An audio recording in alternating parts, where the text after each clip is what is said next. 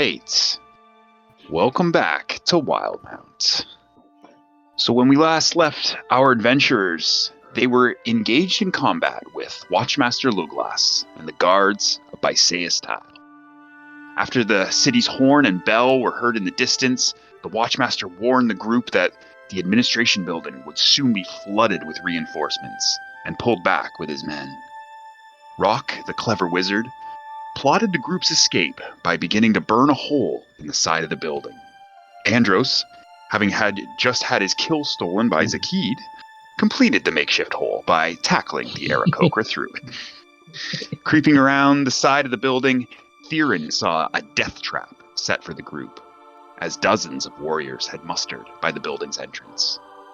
Andros decided to try and end things peacefully, exiting the building with his hands raised, but not before telling Xarxius to fetch Starosta Utherprent. Andros and Zakid met Amra of the Ring of Three, who considered the group's claims of Parsis's corruption, but sought evidence to prove it. Xarxius and Rock met with the Starosta, who was impressed by the group's grit and decided they could be of use. He led them out to the scene outside, where he overruled Amra's authority and cleared the adventurers, pending their proving of loyalties. It was then that quick-thinking Theron, investigating Parsis's desk, found the evidence the group needed. Presenting a list of names and numbers connected to various crimes, the Watchmaster conceded that the evidence was irrefutable. Satisfied, the Starosta invited all 5 adventurers to his private residence to reward the heroes with food and drink and discuss further business. And that is where we will pick up tonight, gentlemen.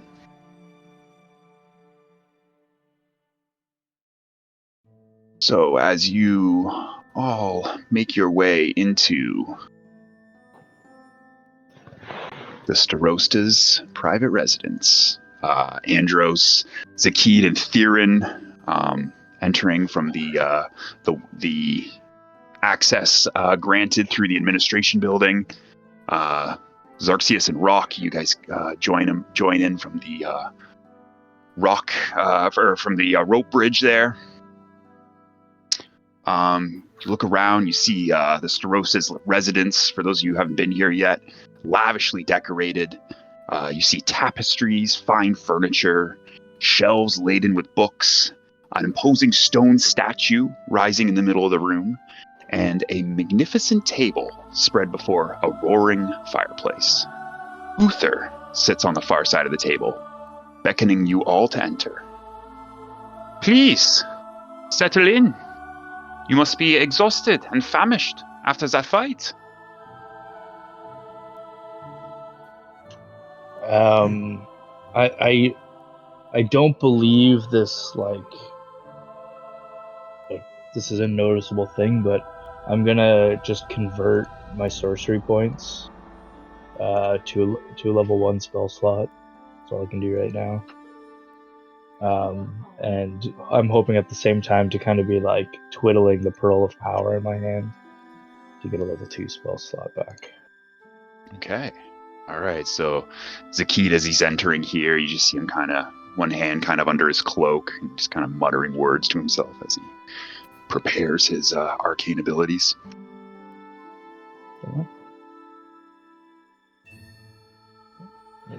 Take a seat right in this chair. Sitting across. It's a nice spot you got here. Yes, it will do for now.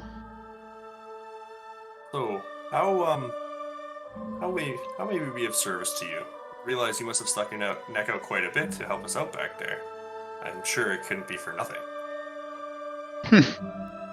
Straight to business, you are, young elf. Yes, we should discuss things, but not without a drink first, I would say. Where is that servant girl? And he looks around. He rings a little bell. Ding, ding, ding, ding, ding.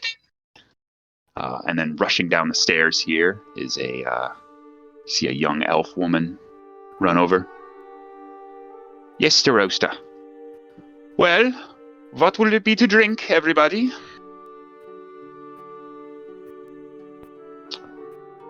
Frost is fine for me, please.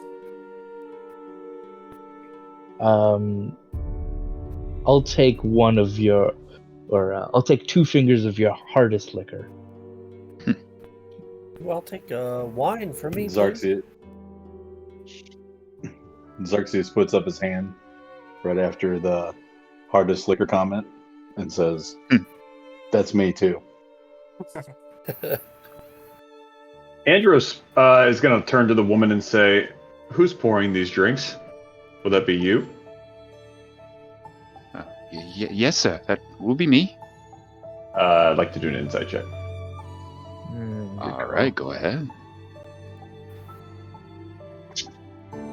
From what you can tell, she seems earnest, rather nervous. But perhaps that's simply due to her station and her position here in Estrosa's house. But from what you can tell, doesn't seem to be any shady business about.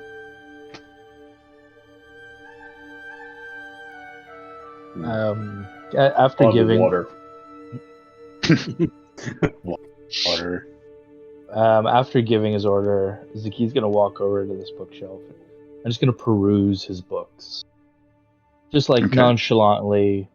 Mm-hmm. See what he has. Very good. Uther's gonna say, "Well, girl, you heard the drink orders. Go and fetch them along with the dinner I was to be having tonight. I believe it was a suckling pig. We will present a feast for our honored guests here. Yes, right away, Mr. Roaster." And the servant girl rushes back up to the stairs, presumably to the food preparation area. Zakita. Sorry, go ahead. Sorry, real quick, Ryan. Yeah. So Xerxes,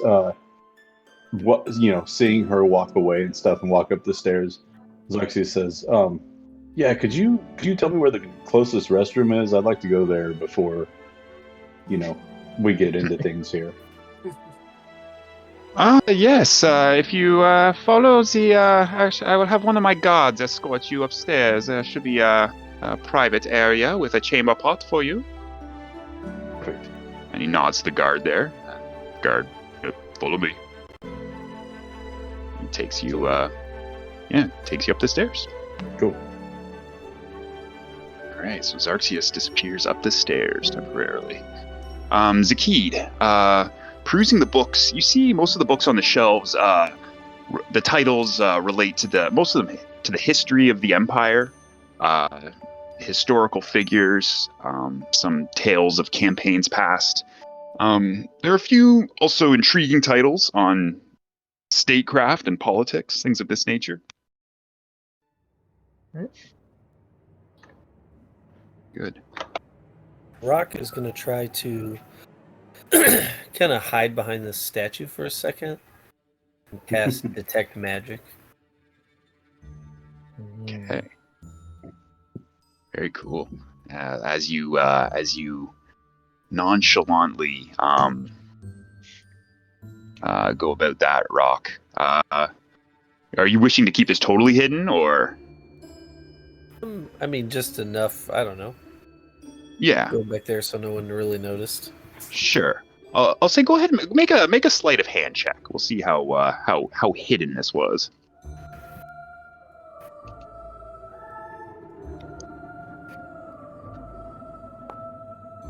Nice. Yeah, not bad. Oh yeah.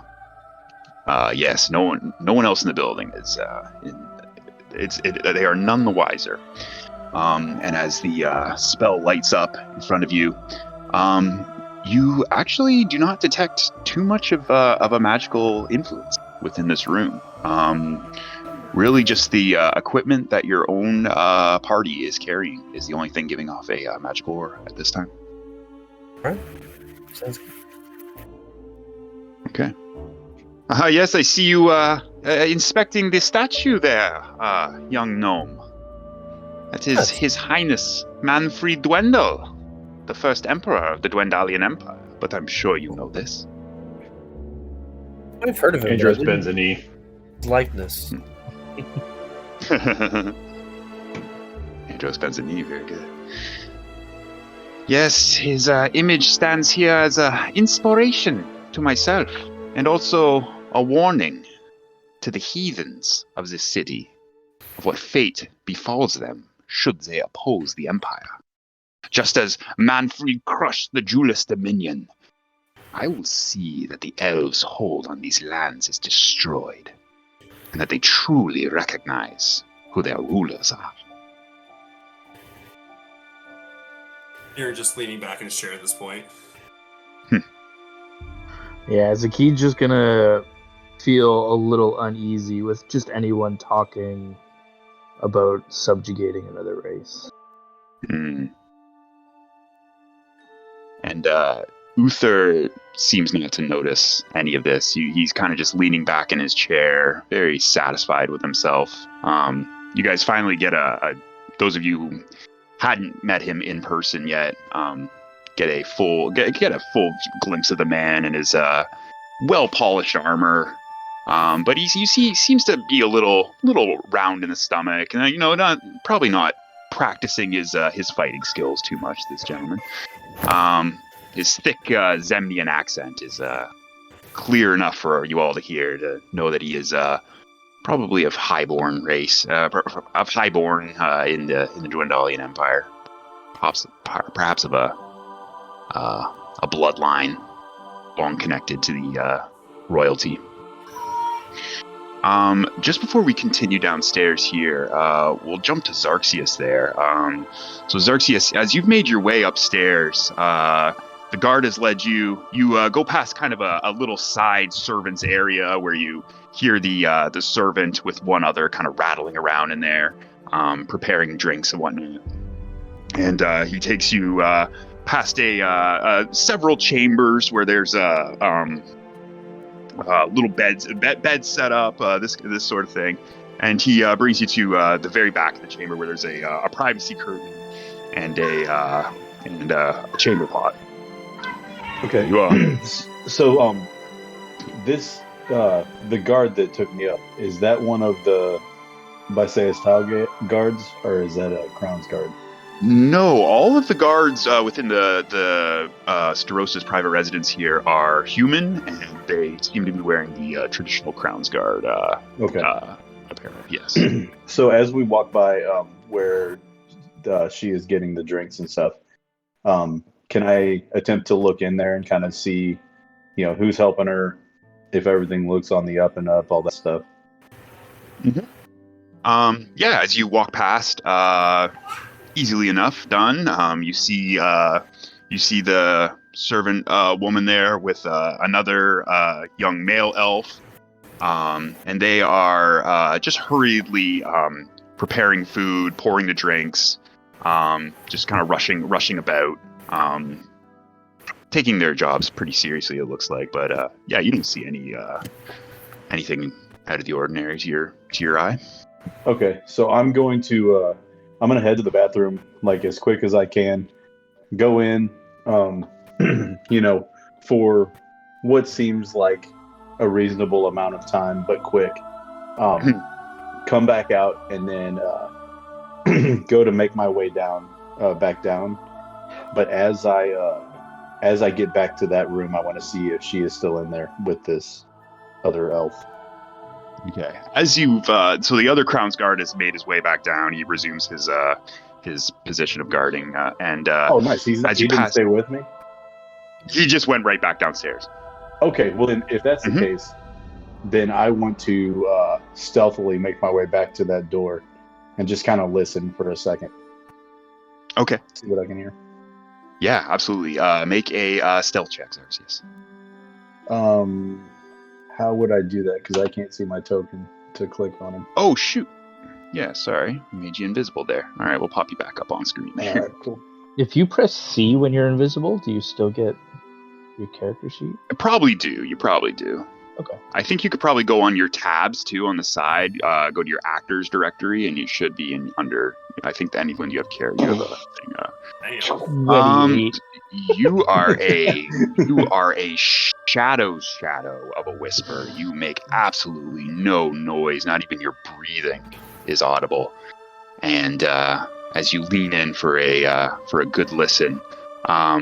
You hear the elves kind of speaking, like whispering between themselves, between each other. A little bit of Elvish, but also some Common in there, and the snippets and fragments of conversation that you pick up are mostly centered around, yes, hurry up, don't mess it up. He'll be furious if we mess it up again. Hurry up. But all the conversation seems to be related to the work at hand. Okay, so I'm going to go ahead and go into the room and say, yeah, I was just passing by. I was wondering if you could use a hand carrying all these drinks. And as I do this, I want to look at the table, see if there's anything questionable, anything like that. Mm-hmm. You startle the woman who had just turned around at that time. Ah! And she has a tray full of all your drinks ready to come down, a pitcher, like 6 cups, bottle of wine, all the various spirits that have been ordered. She looks to you and says, "Oh, no, that won't be necessary, sir. We're here to take care of you." And just kind of like nervously looking at you here, kind of nervously looks at the other elf there. They're not really too sure.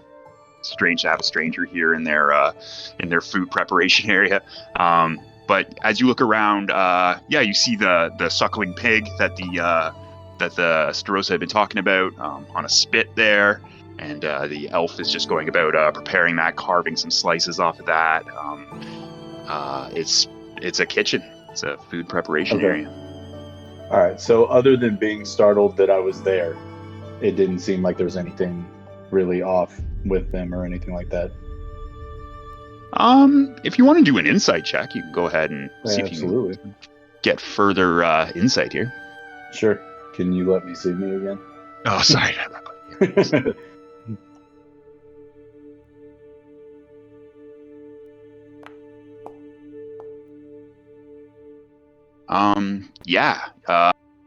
Reading this woman's face and the face of the elf beside you, and having, you've been experienced in various towns, cities throughout the Empire.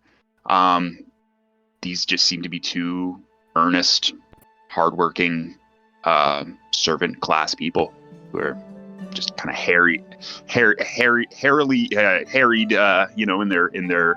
in their burdens, and just trying to do the best job they can. Okay, so then I will just walk down in front of her.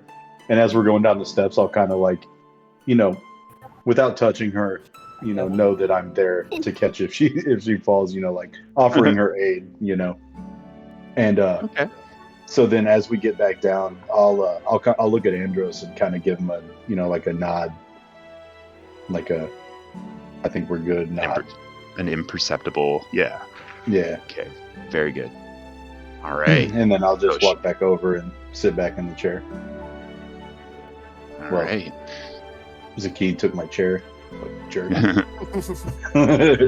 Didn't call dibs. Girl comes around and she places your various drinks there at everybody's spots, and then proceeds to hurry back up the stairs to presumably grab the rest of the food. So drinks now before you. Uther has his own, he's got a goblet of wine. He's just kind of swirling it. Yes, I find myself liking this band of adventurers. I feel you can be of much use to me. And, by extension, you can make yourselves very useful to the crown. Never a poor position to be in. Passus Boreas. Such a foul creature he was. I am quite pleased that you have removed him and his foul presence from this city. Loathed him from the day I started here, Starosta. My only regret is that you killed him before we could prove Amra's involvement. I know she's involved as well, that snake. I will catch her at some point. But that brings me to our business. In the wave of crime that's swept through this town, some of my own treasures were taken. Specifically, a figurine, a wondrous token. It is part of a set, and each part of this set is owned by a different Starosta, so you can understand my needings is back. It is priceless. I will pay you all handsomely for its return.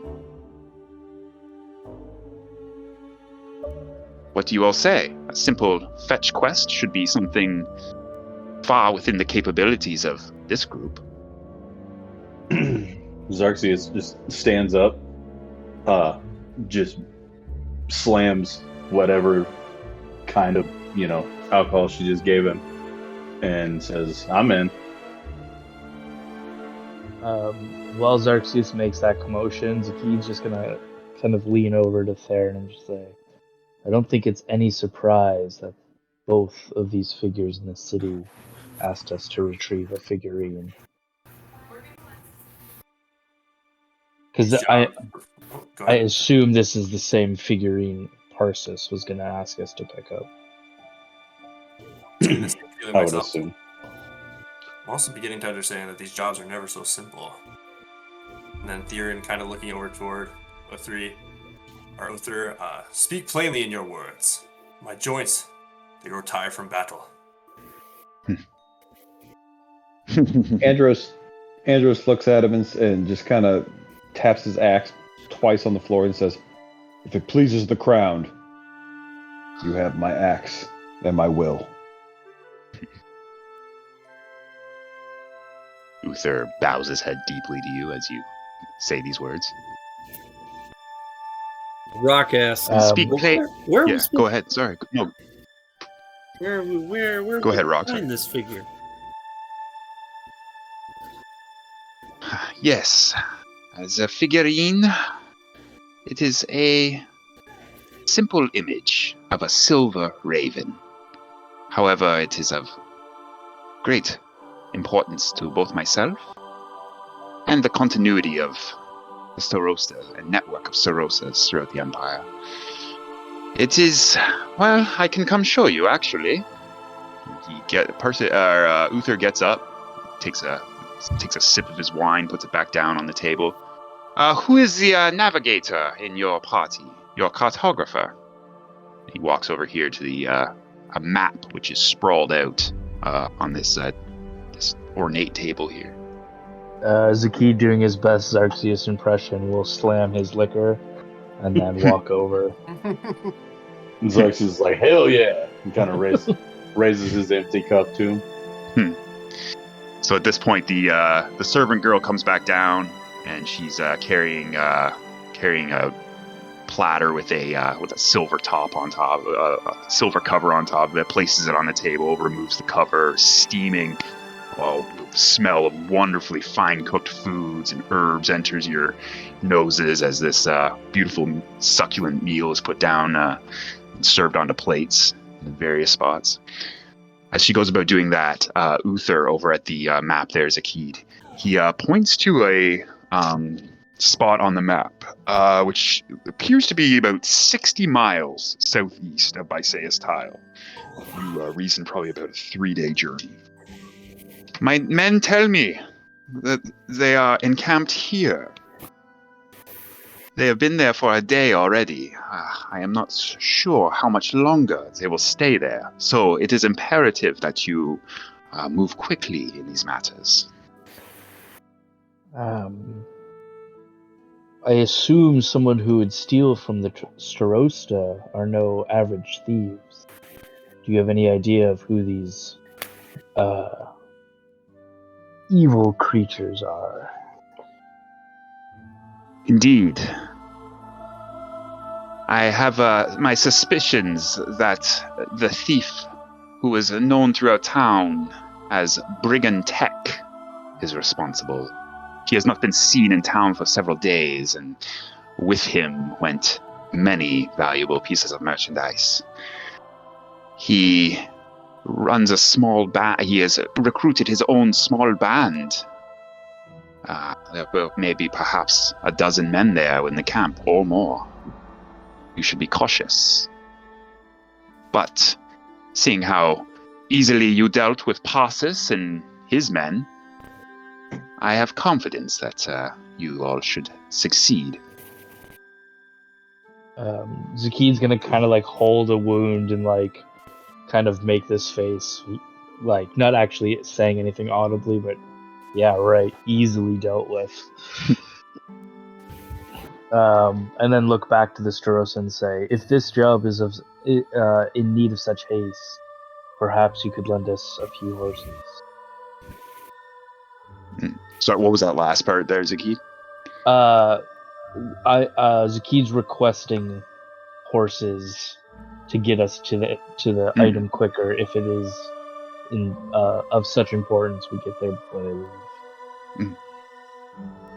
Whatever you need to complete this quest, I am happy to accommodate. Yes, 5 horses should not be a problem to procure. Right. That'd be greatly appreciated. Then So, it is done. Okay, so as soon as she brought that the pig down, or the slices of pig, Xerxes walks over to the table, grabs. Are there like plates there or anything like that? Or is Yeah, it she kind of put out some silver plates there. She's gone back. Sorry. Yeah, so she was heading back upstairs. But yeah, the plates were put out. Yeah, the food was all distributed. Okay. Yeah. So yeah, I immediately walked over, made myself a plate and made Andros a plate, and walked it over to him and said, I saw it as they were preparing it upstairs. I'm, 98% sure we're good to eat this, but do you know anything about this figurine? Like, does this mean anything to the Empire? Can I do a history check? Yeah, absolutely. History, Arcana. Yeah, probably a history check would be appropriate. I got no fucking clue.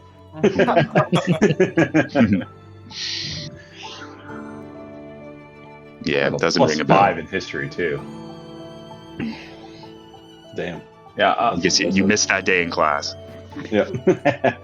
Well, and I will say, I'll say it back. I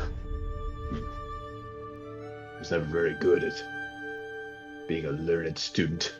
More interested in learning martial combat, harnessing my skills. I am sorry. Xerxes says, believe me, I appreciate that more than you know, and kind of like slaps him on the back. And then I'll just stand there and eat next to him. Very good.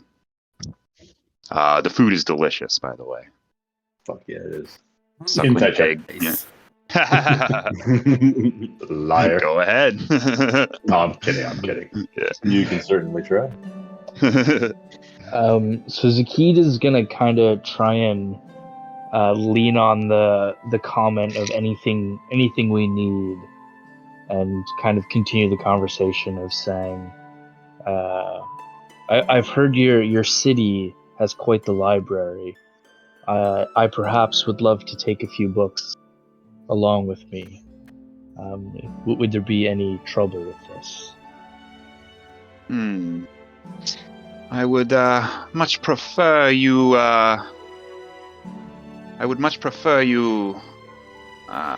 Take on this task in a expedient manner rather than peruse our countless books in our wonderful library here. But I tell you what, if you were to complete this task successfully and return in a timely manner, I will grant you full access to the city library, even the restricted areas that the lore keepers prefer to keep to themselves.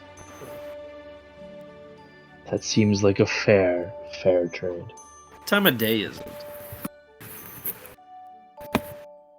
So it's gotten on now. You guys have been Or talking. It was 6:30, 6:30 okay. when you guys That's got easy. in here. Yeah, it's probably about half hour has maybe 45 minutes have eclipsed.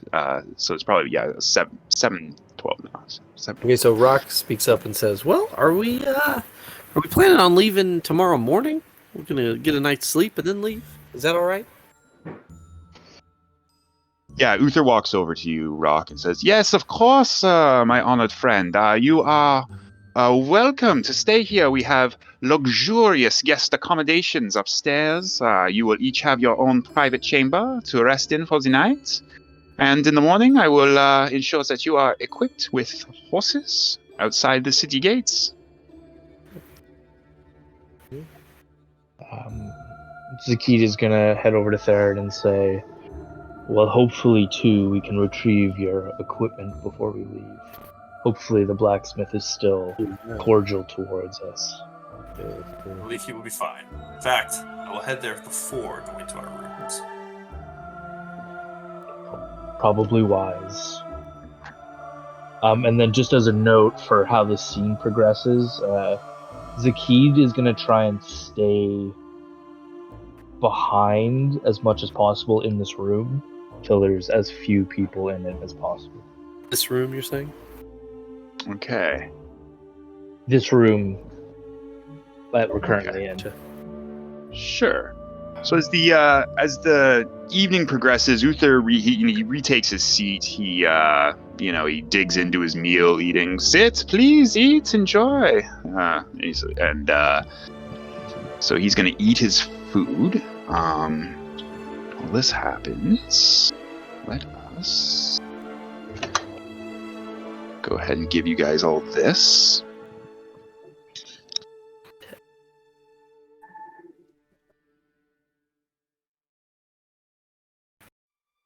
And he digs into his plate. When he's finished, servant girl arrives again to clear everybody's plates and everything. And as the night wears on, he's actually gotten a little drunk now after his second or third glass of wine there.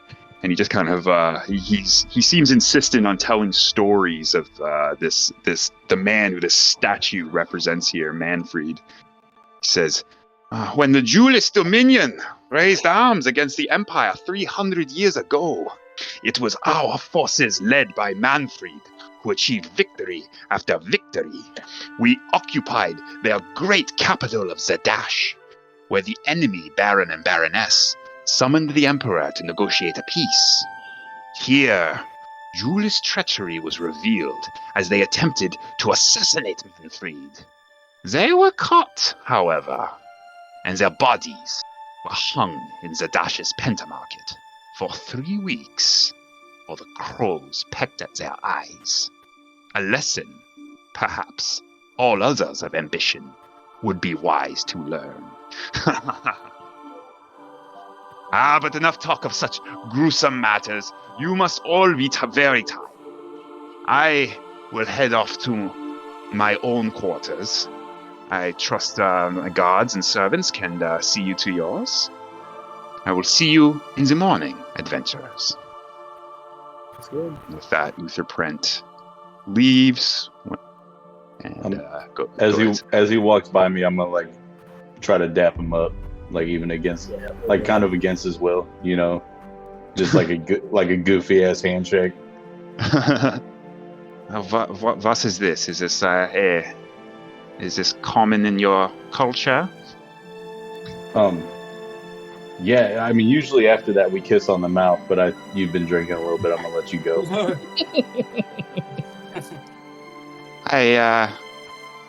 When you were making a move on the elvish scout outside, I thought we might be kindred souls, but now I am not so sure, young tiefling. Oh, nothing like that. I will leave you to your evening endeavors. All right, and as he walks away, I'm gonna kind of smack him on the butt. Okay. Idiot. What is going on? Soft satin pants and and a very very flabby untoned ass. Sexy. Yeah.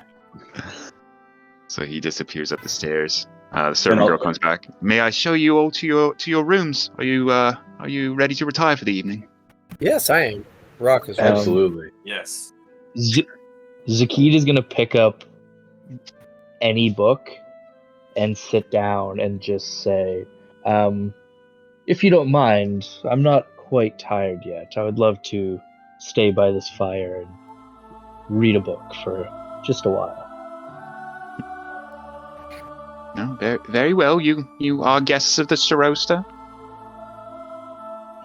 The guards will be here should you need anything. So she's gonna go up the stairs and lead everybody who wishes to retire for the evening up there. As you guys head upstairs, you see what Xarxia saw earlier: the little separate chambers within this circular structure. Nice accommodations, a little small, but beautiful satin sheets, silk, fine down pillows. Yeah, very, very nice, luxurious accommodations compared to what you guys have been used to on the road for so long. Zakid, you grab a book. Hold on, let's get you a book.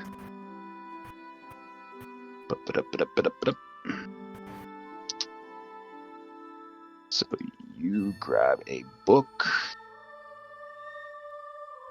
And it appears to be on the history of the Julis Dominion. Of which Uther was talking about there. And you sit down in the chair there by the fire, and crack it open.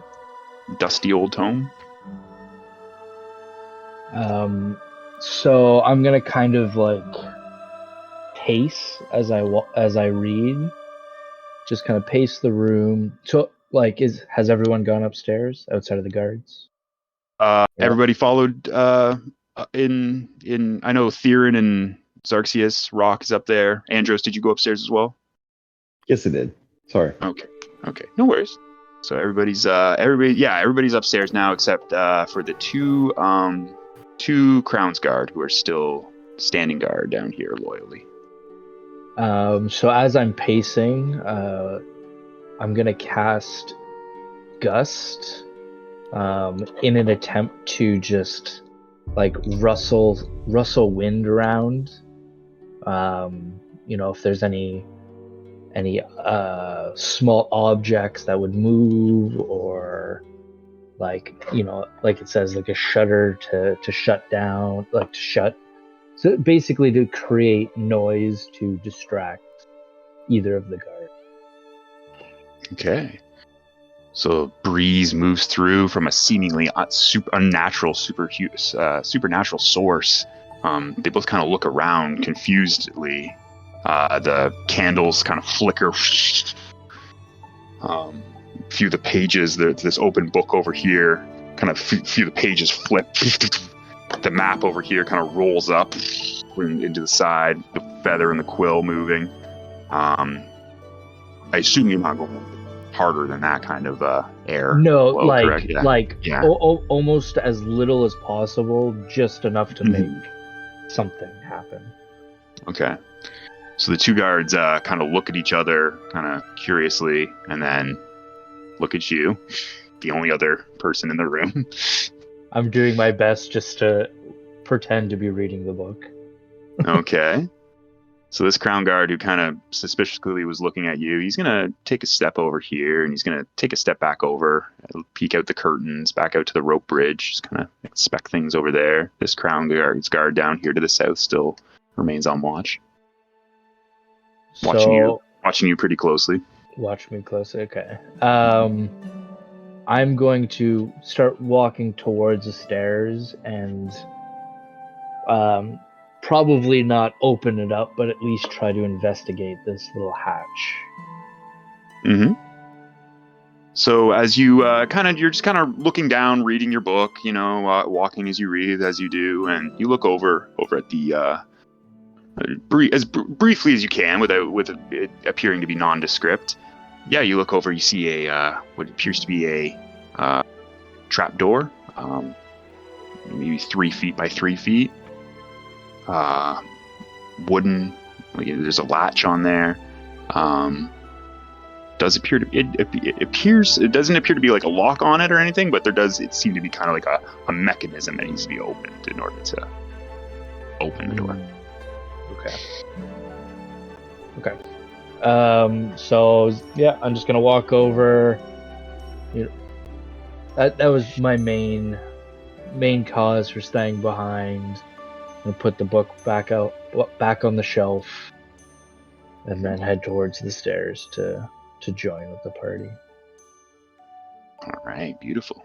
All right, Zakid, you join the rest upstairs. You find your quarters, nestle in for the night, and go ahead and take a long rest, everybody. HP, spell slots, everything restored. Right, so in the Nice. first hour or so that Rock is up there, I want to study my disguise self, scroll, and copy it into my spell book.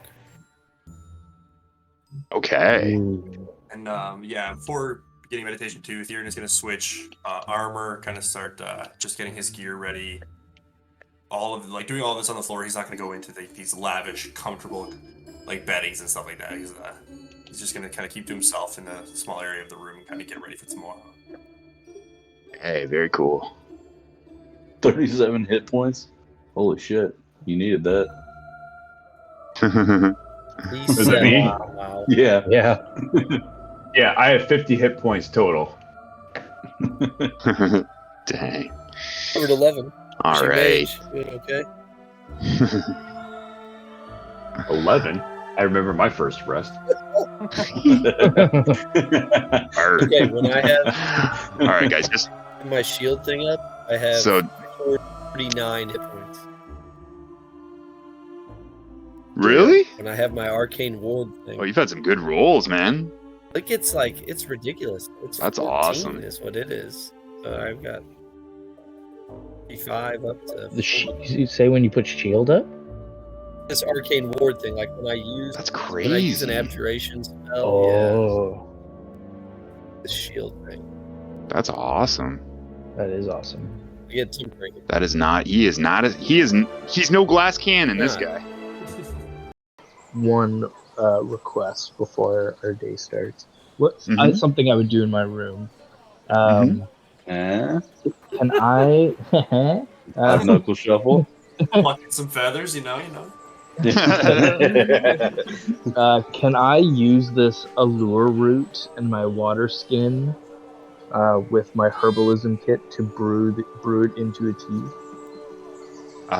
Yeah, absolutely, you can. For sure, you have. You find there's a small kind of common fireplace in the upstairs area there. You take a bit of water, you get it to a boiling state, you steep the root, and you've successfully made a batch of allure root tea. I'm just gonna keep it in my pocket, in my pack for an interesting night one night.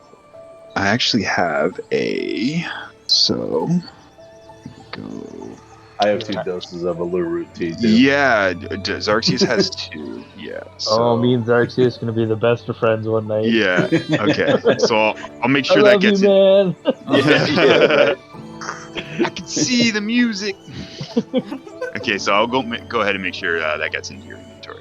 All right, I'll get rid of the glass bottle. See and the the music. root. All right. So after a good rest, you all awaken refreshed. Make your ways back downstairs. Let's actually change the date. We've been on the 25th of Horisol, and into the morning. What time are you guys waking up at? And do we have someone Yeah, I'm getting mad feedback too. Yeah. I don't know. Someone's coming. I'm coming through someone's speakers. Oh, I got headphones on here, boys. Well, I think it's coming through Justin's. Test. Yep. That's the one. Test. Yep. That's the beauty thing about the Discord is it highlights where the sound's coming from. It centers you out right out in the open. Yeah. Just puts you on blast. Yeah. All right, so you guys wake up. It's the sun is just starting to rise. It's about 7 a.m. or so. There was a nice breakfast already prepared for you downstairs. The servants worked hard throughout the night to make sure you were well taken care of. So with your bellies full and yourselves very rested, you find yourselves now back outside in the city of Bysaeus Tile. Seems to have more or less returned to a state of normalcy after the hectic events of the days previous. A few of the guards and scouts maybe giving you guys a little bit of an extra eye as you guys emerge. But other than that, the day and the town is yours. Oh, and you have been informed that your horses will be waiting for you at the town gates when you're ready to leave. Beautiful. Yeah. So Xerxes will kind of look at everybody and say, "Yeah, I think I'm gonna need a little bit of hair of the dog. I'm gonna run over to the whatever that bar, the tavern was called, or whatever, with the halfling ran." Yeah. The New Blood Tavern. That's it. New Blood Tavern. Kaseth Zahn. So I'm gonna look over at Andros and say, "Hey, big man, you want to come with me?" We should probably travel in pairs. Yes. So I head over there. Okay. Great. I will move toward Ithri. Theron in his new armor Dead sprint. makes his way. Is he there? So Theron in his new armor makes his way back over to Ithri. Already the clang of the blacksmith's hammer is ringing out in the morning. He turns, sees you. My friend. After the events of yesterday, I wasn't sure I was going to see you again. Glad you survived. Wasn't without trouble, but luckily I was not alone in my fight. Where were you, might I ask, during all of this? I, like the rest of the town, was trying to keep a low profile. You all caused quite the ruckus. Yes. Well, I'm sorry about that, and I'm glad you made it through. The ruckus was not by choice, but they had to happen. We luckily exposed someone who was never meant to be in your stead, friend. He looks you up and down, sees the new armor that you're proudly wearing. He's like, "It suits you well, friend. Fits you well. And you'll be happy to know that I worked hard throughout the night for this. And he hands you over your family blade, but with a new keen, sharp edge to it and a glint of silver that unlike the steel that it was before, sparkles in the dawning light of the sun. Aaron grabs the blade and just kind of testing it out, putting on a little display of his skill with the sword. Perfectly balanced. Let me tell you this, friend, no finer work has ever been done on this blade. Kind words, Ethelkin, kind words. And Theron kind of just extending his hand with a little money pouch in. Here's 10 extra gold for your troubles and your help. But not only for me, but for my friend as well. You've helped him out. And if there's anything else that I or my companions can do to further help you, I would be happy to. I wasn't sure what the outcome was going to be when the entire town guard was summoned to your location, but I'm glad things worked out the way they did, my friend. Or I, friend. I'm glad they did too. We'll be sure to visit here once more when our travels are done. It's good to have a hard-working blacksmith on our side. One of noble origins, shall I say, with a little smirk on his face. He returns the same smirk and kind of gives you you guys exchange a handshake that only elves in the Pallid Grove are kind of aware of. Definitely identifies you as a true member of his kin.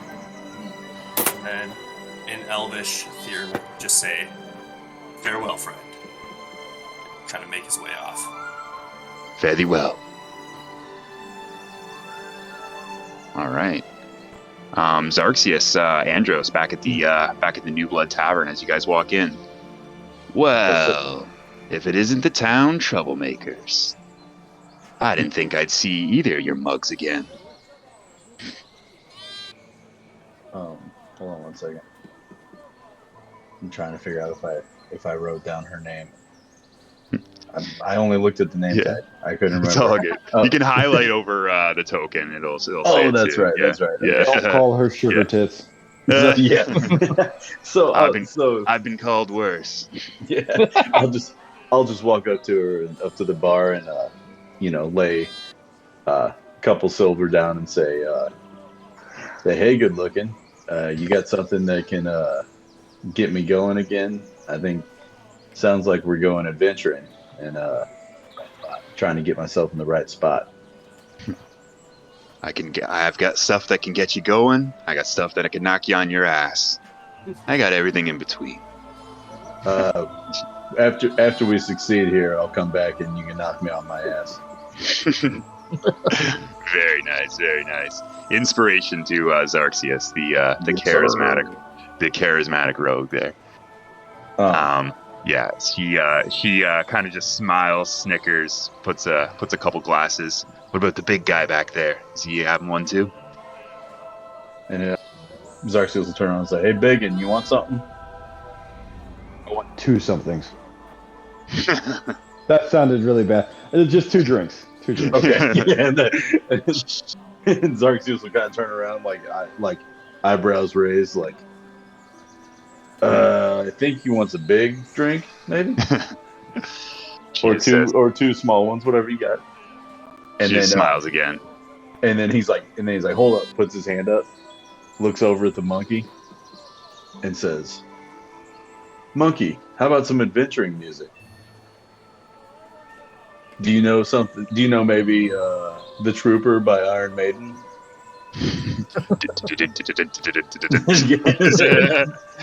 And Xarxius starts to like furiously headbang, and then stops and looks back over towards what is her name? Kasith? Yeah, Kasith. Yeah, and looks back towards Kasith, and he'll slide 2 silver over to Jerry too. Jerry happily accepts and continues playing on his lute, his interpretation of whatever he thinks you said. For sure. And Kasith, after pouring the drinks, she kind of rummages under the bar for a minute and says, "Listen, seeing as you're going out adventuring, maybe you want something for the road." She pulls out a nice fine bottle of what appears to be a brandy or something of this sort. It's from it's of human origin. The label, it's not elvish. Said this is something from the reserves. The elves here aren't really fine appreciators of the liquor that we have here, but you guys have been my best customers in a long time. I thank you very, very much, and I take it and put it in my pack. Don't really even look at it that much, I, not to be a dick, but I'm not really going to inspect it right now. Yeah, I'm going to turn your nose up at a free bottle. So, and then I was like, I came to see your beautiful face before I left, but I also had a question. Was wondering if you could tell me something about a guy. His name's Brigand Tech. Brigand. Yeah, human fellow. Well, half elf, I think. He wandered in and out here a few times. Hung around with Parsis and his crew. And he disappeared a few days back. With it a bunch of valuables, apparently. Now everybody in town's saying he may have been one of the main reasons of this crime wave that spread through our city recently. Do they have any idea what size of party he left with? Well, as far as I can tell, him and Parsis were having a bit of a falling out. I think it was an ego thing, but I can tell you this: he definitely brought more than one man out of town with him. I'd watch my back if you guys were going to confront him. I'm not sure how many men he'll have on his side, but it'll probably be a few. I very much appreciate the information. Hope For you, anything. I'm pretty confident in myself. Let's not lie. I'll see you when we get back from this. I think it's gonna be fun, and he'll set 2 gold on the bar and slide it over towards her. Kind of give her a wink, and then turn around and walk towards Andros and kind of like slam the rest of his drink, slap him on the back, and then walk towards the door. Beauty. While this is going on, Zaki... Oh, sorry. Sorry, he just says thank you for your time, and he joins Xerxes on his way out. So as Zaki kind of like walks towards the entrance of the town, he's gonna actually fly up and perch himself on this like archway. Okay. He's going to play a song on his bird pipes, and in Orion say "Praise be the Winged Mother," and cast Gust, and just like there's just gonna be like wind around him, and it's just gonna be like a morning prayer. Beautiful. Okay. One of the shopkeepers from one of the stalls there wanders over. One of the ones who you had impressed the other day with your words on the Winged Mother, and as you're doing this, takes a knee and bows his head as well. To Crown's guard over here. Oi, what are you doing? Commoner looks at him. And I'm gonna kind of redirect my gust to kind of swirl around him now. And that takes, and as that happens, it takes these 2 Crown's guard by surprise. Whoa! Maybe we'll find a different place to patrol. And they kind of head off. A little intimidated by that. The commoner kind of looks up at you and almost with like a knowing smile, like you have a true convert here. Before he returns back to his stall. I will also rejoin my party. So as we all kind of rejoin, Xerxes will tell Rock and Zakid and Theron, the information he got. And yeah. Communicating that to your team. As you guys stand at the front there, Haluthil, the guard who greeted you on your first day. Oh, hello there. Glad you guys survived that encounter. Jeez, you guys know how to make an entrance in a city. Oh, regardless, on the Soros's orders, your horses are ready. And presents to you 5 fine-looking horses, saddled, bags at the ready, ready for you all to mount up. Hey, Well, Zaki's gonna walk forward. And... Mike's ride!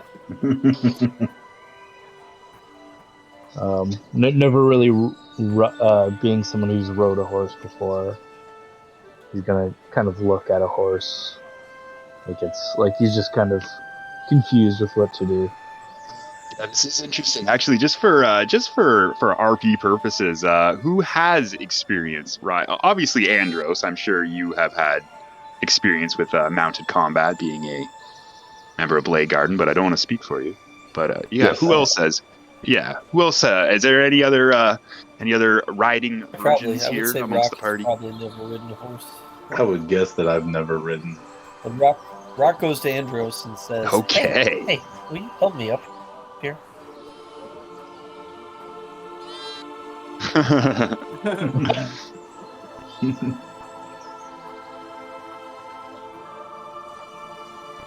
All right. So a little awkward for those of you who have never done it before, but Huthil assures you that these horses have been well broken and are used to all kinds of riders, and they should get you where you need to go. So as you all take your first steps back out on the road, ooh, I have horse step hands. Here's that. Here it is. So as you all take your first, yeah, nice. As you all take your first steps out onto the road, outside of the safe confines of Viseus Tile, to begin the next leg of your adventure. Take you to the Wildemount map. Just going to... Okay. Oh my god. Okay, so on horseback, you guys should be able... Zakid, you would know, being the group's cartographer, so pushing the horses at a normal pace, you should be able to get about 50 miles or so. In a day's travel. The Brigand Tech's hideaway, as was noted on your map, is about 60 miles. So it will be a full day of travel in a camp. And then you should be able to reach it on your second day there. So, oh man. Roll table time, boys. Camp on this map.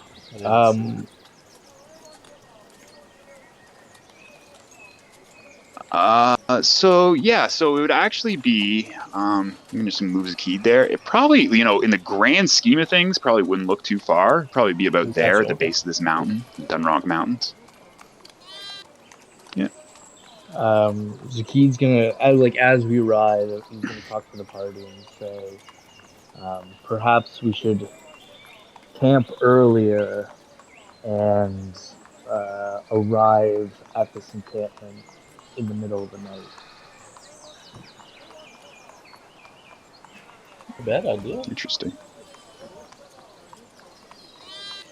Yeah. I get to jump on Good these strategy's the key. Any advantage is worth it.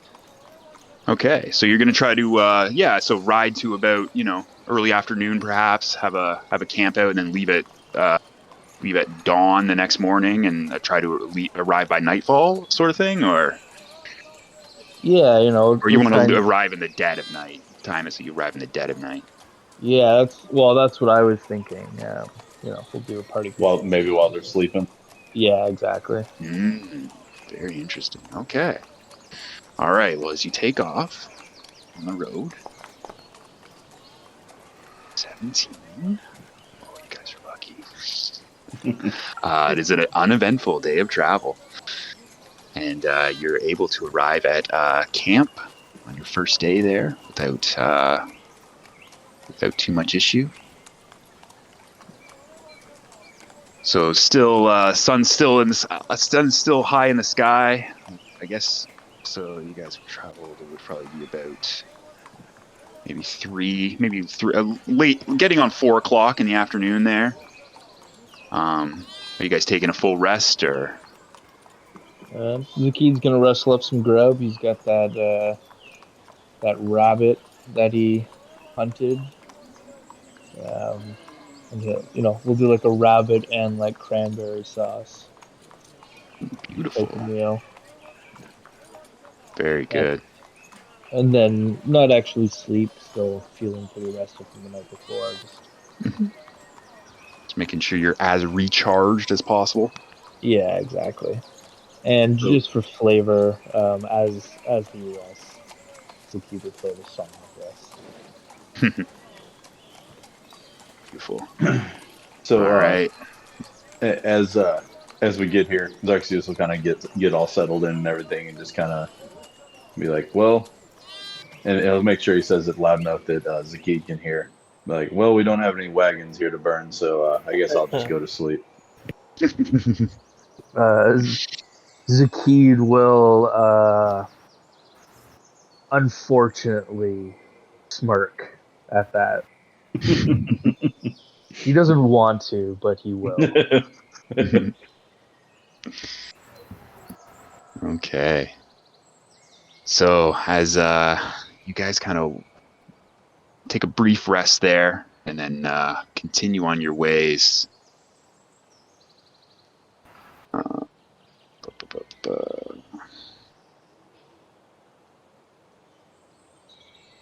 Switch to. That's ominous.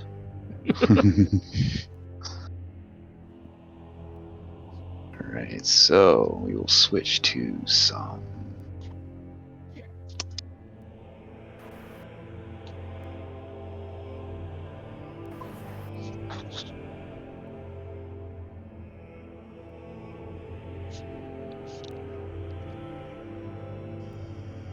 Alright, so night's gonna fall. You've made your way on the second day of travel here. Night progresses, gets to about the midnight hour, maybe pushing into 1 o'clock in the morning, and you get about a mile outside of where this brigand tech is rumored to be staying. Is there anything you guys want to do before you confront and enter this area? So Xerxes is going to be gonna kind of stop the party and be like, why don't you guys let me go ahead and scout a little bit, and I can kind of come back and give you guys an idea of what we're walking into, so we're not completely Rock will blind. cast mage armor. That ready. Zakid will do the same. As well as he'll play a song and cast Bardic Inspiration on Xerxes Sweet, thank you. with the motor potential, or the note of potential. Yeah, the note of potential. Potential. I love it. So cool. All right. So as you guys ready your spells there, Xerxes, so what is your plan here? You are I'm just going to proceed towards there and just try to get kind of a lay of the land, see kind of what we're walking into. all right. Let me go ahead and do it as stealthily as possible, of course. All right. So first of all, make a stealth check. Okay. And so if I use the note of potential on an ability check, I have to say it before, right, or after? It doesn't really say. It's. I think it's whenever you use the Bardic Inspiration. Okay. So like if you use the, what is it, like 1d4, 1d6? It's Well, but it says if you use the note of potential for an ability check, the Bardic Inspiration die can be rolled again. Yeah, Oh, so okay, I think so if you I roll get the it. Bardic Inspiration, I can roll that again. You can Yeah. roll it again. Okay. All right. So you can save it, or are you going to use it here? Well, I would say, do I have to save before I roll? I don't think so. Bardic Inspiration die can be rolled again. It's confusing to me, but yeah, go ahead. Yeah, go ahead. I'll maybe drill down on The this. creature Maybe can wait until after it rolls the d20 before deciding to use the Bardic Inspiration. Oh, It does perfect. say that. Yep. Beautiful. There you go, man. More details. Yep. Okay. So Look at that. so stealth. Yes, sir. I don't think I'll need it. Okay. All right, creeping through the forest, Xerxes. You arrive at the what appears to be a bit of a clearing. You see, it's a rocky pathway in the forest, and you start to see some sheer cliffs rising up to your left. Appear to be more or less 15 feet high or so. And here in the darkness here, it's dark, but in your dark vision, you see what appear to be two well-armed individuals just kind of patrolling up and down the rocky outcropping, and you figure this is probably it. This is the spot. Okay. Does it look like? Can I tell if everyone else is sleeping besides these two guards? Like, does it look like everybody else is at least in their tents or whatever? So from where you are, you see it's just a long, cliffs all the way on your left hand side, and you can see down before it gets to. It does get a little dark towards the end, so you can't really make out. But it just seems to just be a path that just stretches forward, and you can't really make out anything else besides this cliff and these guys walking up and down on the side there. You maybe in your, just with that incredible stealth roll, you could get a little further down the path without these guys noticing at all. And you do hear what you think might be crackling of a fire and low voices, but it's coming from a spot well far away. Okay. So I will make my way back to the party. Okay. And I'll say, there are two. It looks to be that this encampment is guarded by two heavily armed guards. We might do well to dispatch them before proceeding. Of course, this, like anything else, could blow up in our faces, but I can attempt to stealthily get in there, and maybe I can use my sneak attack, and we can maybe make quick work of these two. Is there a chance of recovering the statue without fighting at all? Well, I couldn't really get to, and I explained to him, the layout, and explained that I didn't get all the way to the encampment because I could hear the crackling of a fire and some low voices, but it was pretty far away from these guards. So I think there's a chance that we could dispatch these guards without alerting the village. You're kind of walking up to Xarxius. Is there a chance that this may help? And then he kind of reaches his hand out to Xarxius' shoulder, and he casts invisibility. Oh, shit. And Xarxius is kind of like, looks down at himself and realizes that he's invisible. And he's like, well, shit, yeah. Given this, would you like me to proceed to see if I can maybe swipe this thing? Yes, proceed with caution. Zaki, perhaps maybe you could follow. With your wings, you might be more nimble up the cliff face. If there is anything, sound the tune of your pipes, and we will be behind you. And yeah, within an instant, Zaki's going to kind of take off and kind of just take like an aerial vantage point. Kind of hiding himself in the dead of the night sky, and luckily now with the goggles of night with dark vision. Okay. So from this, you're still far enough away, Xarxius returned, that you're able to shoot straight up. And you do indeed see kind of what Xarxius from high up in the sky there, you see what he was kind of referring to. You can see the, you can see 60 feet, but looking down, you can see a fire. You can see a fire in a clearing. Other than that, it's kind of hazy. But if you want to approach closer, you will have to you realize you'll have to quiet yourself. Perhaps make a stealth roll. Yeah. I'll stay where I am for now, giving Xarxius the best chance possible to move in without my my interference, but just kind Okay. of keep an eye out for anything I can see from this distance.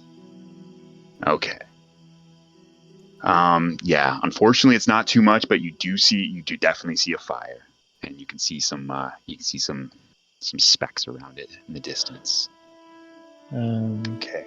So Xarxius, are you going to proceed solo into the camp here? Yes. Okay. All right. So I will say all of you are able to get to a point where you're confident you're not gonna. Xarxius informs you where it's like a point where you're not gonna make any more noise or so kind of warns you to stay at this spot now. So you guys are kind of right on the periphery of this cliff area that he was referring to. Go ahead and shoot you guys all over here. Theron's going to kind of hand on hilt there. He doesn't want to draw it to potentially make any more noise, but if he sees a signal from Xarxius, he's getting ready to charge.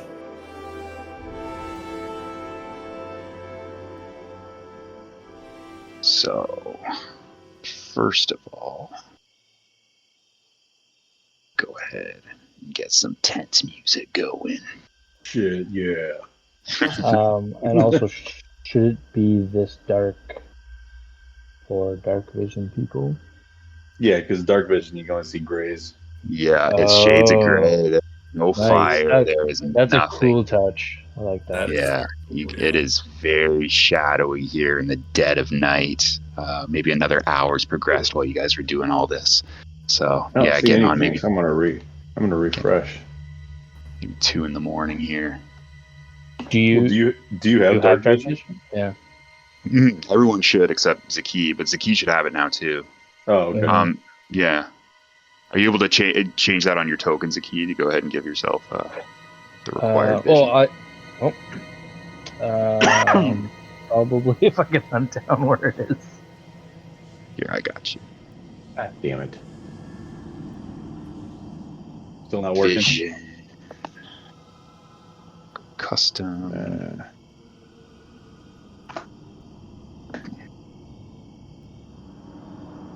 Don't make me do a restart.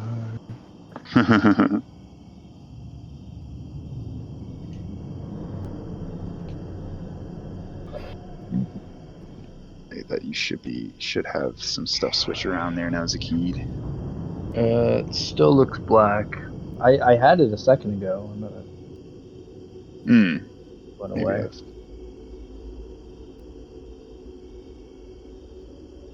Okay, reset you here.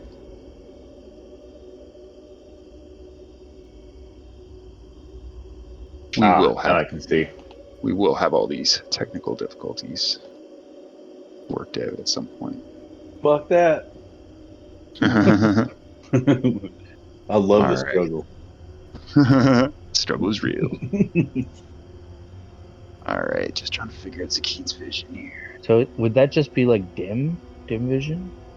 Oh man, I'd fucking have to go and look up Sight 5e again. Like if I do 60 dim. Okay, there you go. I got it. Yep. Okay, perfect. Yep. Okay, beauty. Alright. Yeah, yes you do. Okay, perfect. Okay, so you guys hanging back. You're able to creep any further, and you guys will have to make stealth rolls to keep yourselves hidden here. But Xarxius, you are fully invisible. I will have to have you make another stealth check here, as you've kind of reset the parameters and everything. But I'll go ahead and let you do that with advantage. Okay. If you want to creep forward. Okay. Actually, I'm gonna go ahead and use that bardic inspiration too. Okay.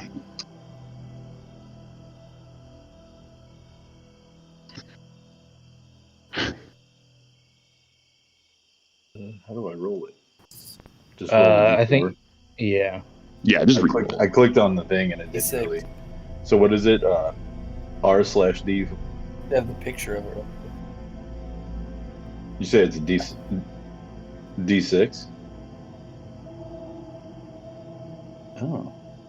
I'm only a level 3 bard, so I still think it is a.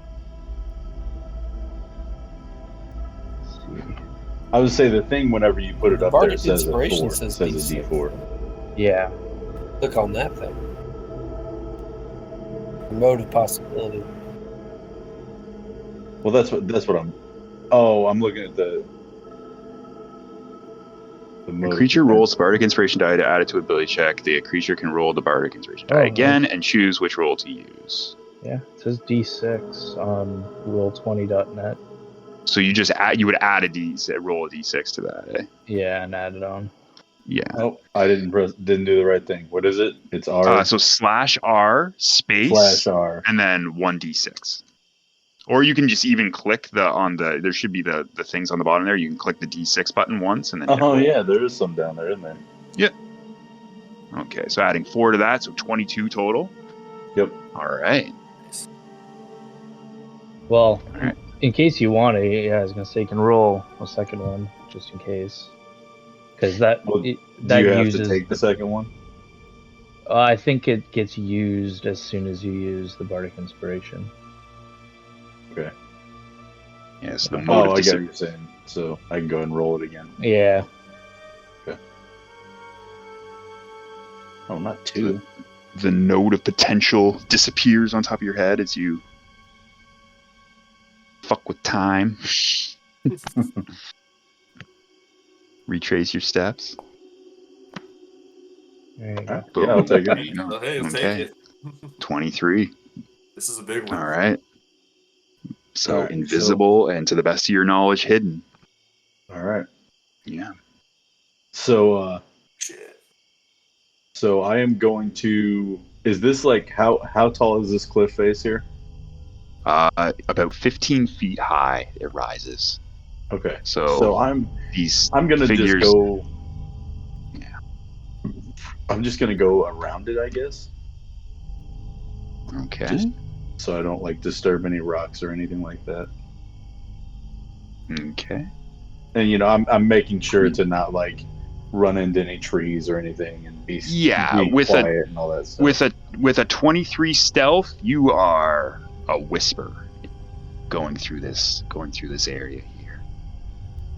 You get to this area here, Xerxes, and you're able to see over. You see 3 men by the shadowy figure of a lake. A couple seem to be snoozing.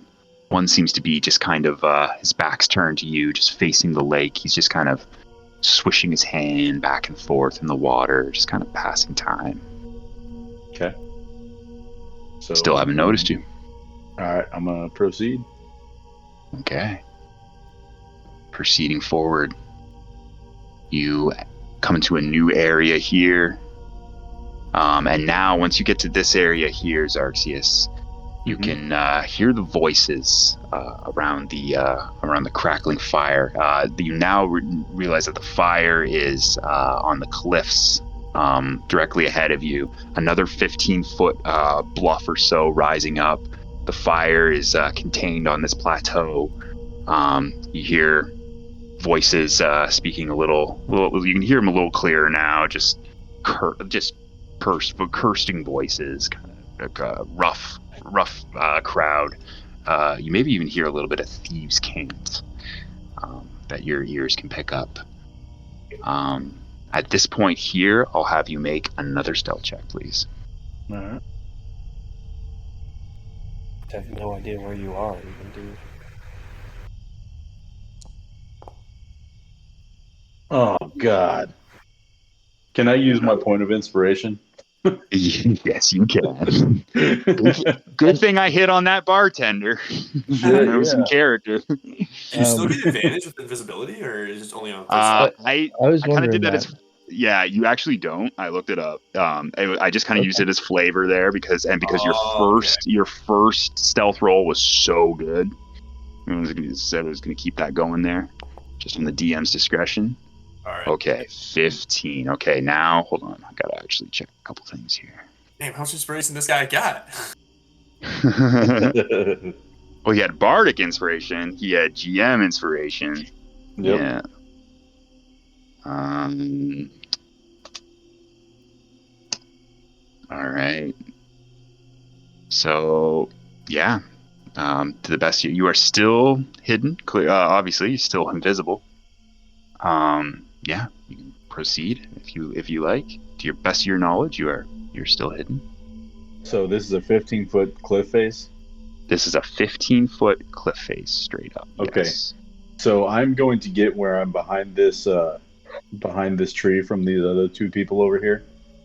Mm-hmm. And I am going to reach into my pouch and I'm going to take this potion of flying.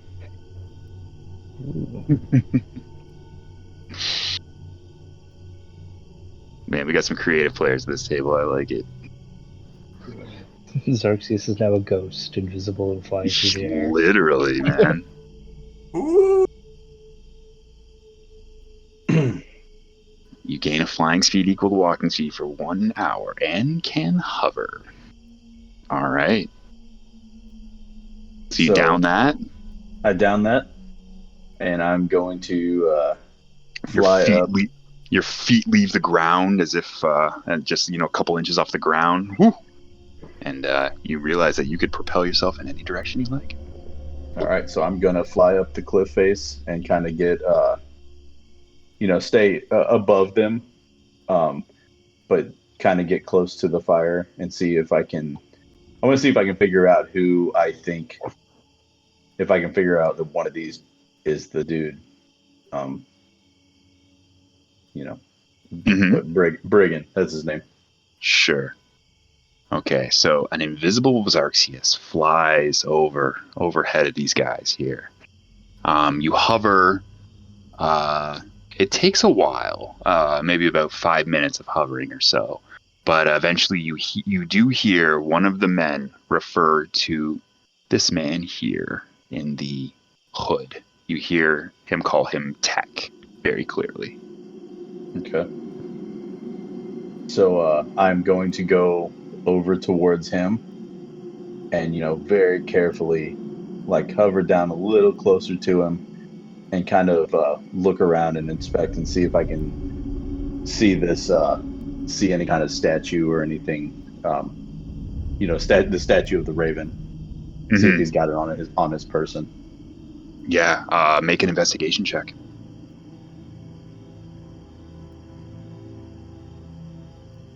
No, just go ahead and tell me. I don't want to roll it.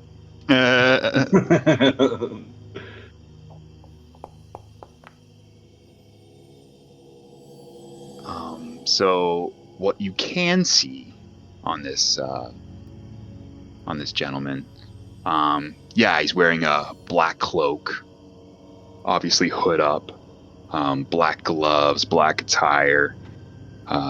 He's got two short swords, and he's actually got them both in his hands. He's kind of got them points down into the ground. He's just kind of twirling them, almost playing with them a bit. You see he's got almost a light, and not a heavy crossbow by any means, but some kind of a projectile launcher on the side of him there.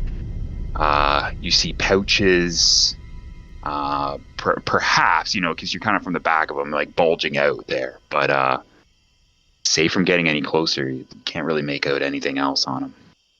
Okay. So I am going to fly back up, and I'm going to go over here to this tent. Oh, shit. Went too far. Went, behind this tent. Mm-hmm. And I'm going to try to... Is that the only tent that I see around here? So flying around this area there, you see a tent there in front of you, with a couple bags kind of slouched on it nearby. You see a crate, just in front of it there.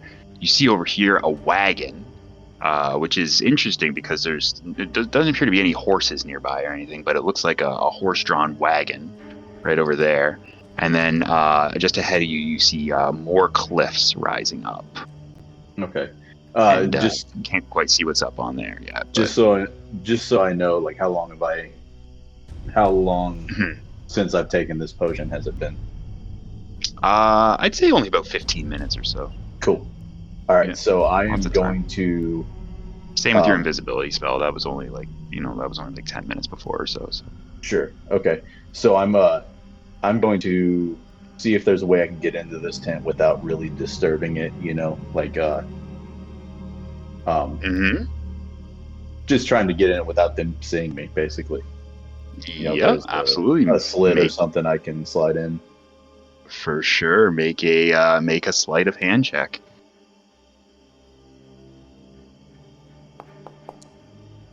Oh my God, Xerxes with the rolls. Awesome. +9 helps. You slip in without a sound into the tent. You see 2 bedrolls laid out. You see another pack in there. You see a couple daggers lying in there. Yeah, that's what you see. No one or no person or anything like that, but yeah, a few two bedrolls rolled out. 2 more maybe like you haven't been rolled out yet, but in there, a bag and 2 daggers. No packs or anything like that. There is 1 pack in there. Yes, there is a pack inside there. Okay, can I search the pack? Absolutely. Searching the pack, still on that incredible sleight of hands, making absolutely no sound as you do. Careful to get the buckles off with just the right. You're having the thieving run of your life here as you hear the voices directly outside the tent. Beyond some pelts, some woodland of some woodland creatures in there. You do see. Tell you how much gold you see.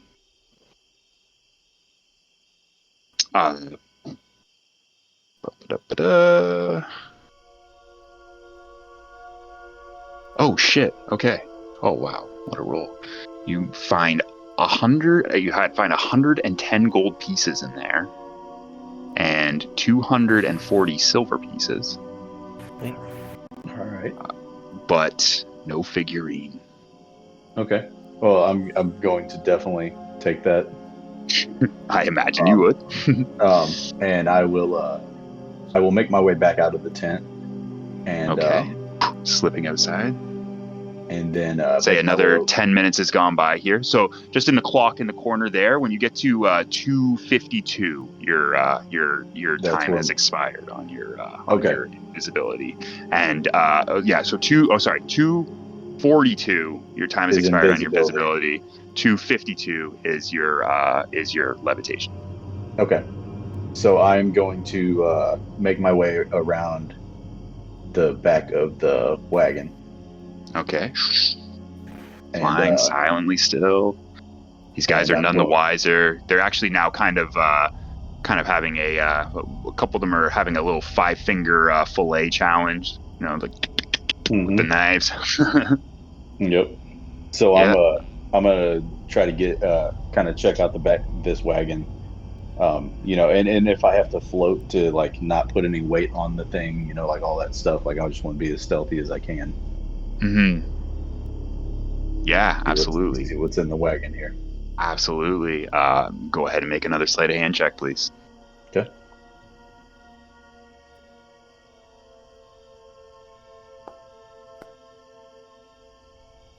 Yes, sir. You're able to slide your hand into the back of the trap door without making any noise. None of the wood creaks or anything like that. You're able to open the back of this wagon and look inside. Here you see a lot more. This looks like it was from what you can see, just from the mundane nature of many of the things in here. This probably was a trader's cart that these men have stolen and taken as their own. You do see some gold and whatnot in there, some valuables. But for the most part, it's just like a normal trader's cart. We'll tell you how much you do find. Another 130 gold pieces and coinage is contained within this area. Okay, so I haven't added any of this stuff. So are you keeping track of that? Yeah, I got a running total here, so I'll let you know what the grand total of your heist here at the end. Okay, cool. Yep. All right, so and no like packs or anything like that I can open to look for this figurine? It's just kind of like crates, and you can see that they've been pried open with a crowbar. These crates, as if like these men have been trying to search themselves to see for any valuables. But it's just mundane trinkets, textiles, normal trade goods. Nothing really of interest beyond the gold. Okay. So what I am going to do is I'm going to... Let me see where these other guys are at. Has the time moved anymore? That only took about 5 minutes, all that. Okay, cool. So I am going to hover maybe, I don't know, we'll just say about 10 feet above these trees right here. Okay. And because I can speak and everything without my invis going away, right? Yeah, I don't think that interrupts your invisibility at all. Okay. The spell ends for a target that attacks or casts. So if you attack or if you cast a spell, it will end. Okay. Ooh, okay. So what I'm going to do, if this doesn't end my spell, let me look in my inventory, make sure I got one. Yes, okay. So I am going to fly directly over, like above the fire, and I'm going to, and I'm going to be, I don't know, 20 feet above the fire to give it a little bit of time for it to go there, and I'm going to dump out one of my flasks of oil. Okay. And I'm going to dump it directly onto, I guess, let me dump the flask of oil and then immediately fly over to here. I'm not going to drop the flask, just dump the oil out. And then, and then as soon as the oil hits the fire and the fire kind of like stokes up, I'm going to just say something really like, I don't know, we'll say in infernal and in like a deep, like snarly voice. Just something that sounds, whatever the most metal thing I can, like, whatever sounds the most intimidating, you know? The same growl. Yeah. Okay. So as the oil hits the fire, flares up. So this bandit here, 5 fire damage. Yeah, so we're gonna say this bandit here takes 5 fire damage from that. As the back of him actually catches on fire, as the he's like, "Whoa, what the hell?" Immediately, Brigand stands up, both swords. What the hell? They're looking around. All of them are at the alert now, kind of looking around. And when they hear this voice, this menacing voice come from over in this direction, they immediately turn around, looking around. They can't see anything. Brigand immediately says, "All of you, spread out. We're not alone here." And so, just quick question: me floating up in the air, would I see like this happen? Okay, so you, Zakid, from where you are, there. You are 50 feet in the air right now. You're at your maximum height. Yeah. Yeah, you could see. Yeah, I'd say. Well, like, what do we got here? Like, what is that measured out wise? Oh, it's like 100. 150 feet. Yeah, like you just said, I could see a fire, but like you can see the fire. You can see specks. You can see specks starting to walk around and everything. Actually, you would have seen the oil hit the flame because it's the only light out here. So you definitely would have seen that grow bigger. So you're aware that like the fire has grown temporarily, and you did hear the man shriek as his back catches on fire. Okay. So you know something's gone down over there. Yeah. So Zakid's just gonna fly back to his party, and just kind of let them know. I'm not quite sure what, but that something's going on. To move, I think Rock wants to try to do a stealth check and try to climb a little bit up this little cliff to the higher level. Yeah, I think Zakid will do the same. Okay. Hey, while you Alright. guys are doing this, I'm gonna run and take a pee real quick. All right, absolutely. Go ahead. I'm gonna join you. Go ahead and make your stealth checks there, boys, and we'll rejoin in 2 minutes here. And because of my jack of all trades, I can add half my proficiency to it.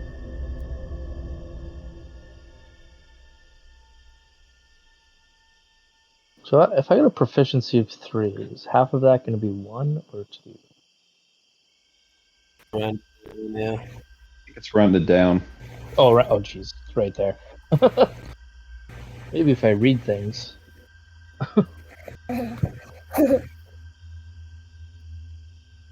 22.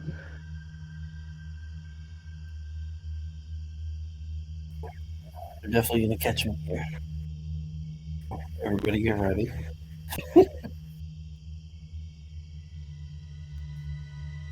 Damn, I should have.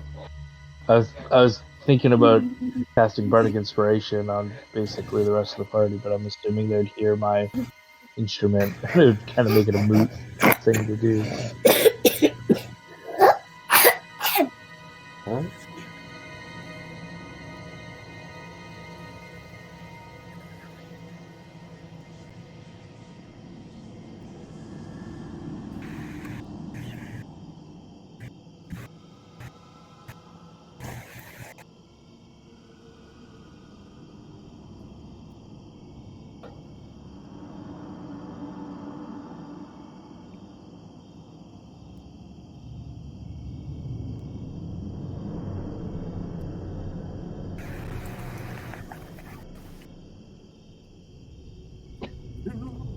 If I have to make a stealth check, this is all over, boys.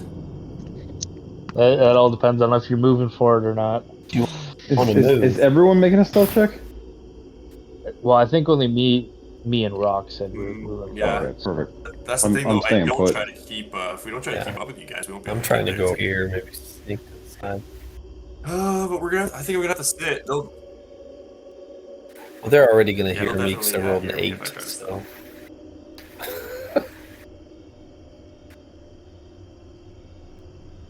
Okay. Well, I think we're fighting. Yeah, so I got technically a 22 Mhm. with the jack of all trades, and I'm still gonna be flying. So All right. Just out of curiosity, I'm gonna roll a stealth, but I'm not gonna move. I just want to see this because this is not gonna go well. But if I do end up having to move, we can use this as a roll. but if not, no. If not, no, never mind. I like this mechanic. It stays in your favor 24/7. All right, let's see this. This is yeah. Oh, a 19 Really and a 1. Rolls. Oh, Wow.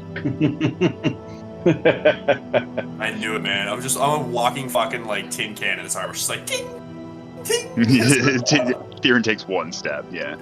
All right, so Zakid, go ahead and make your movement there where you wanted to go, first of all, because you were the first one to take off. And you are silent as a black shadow in the night, wherever you wanted to go there.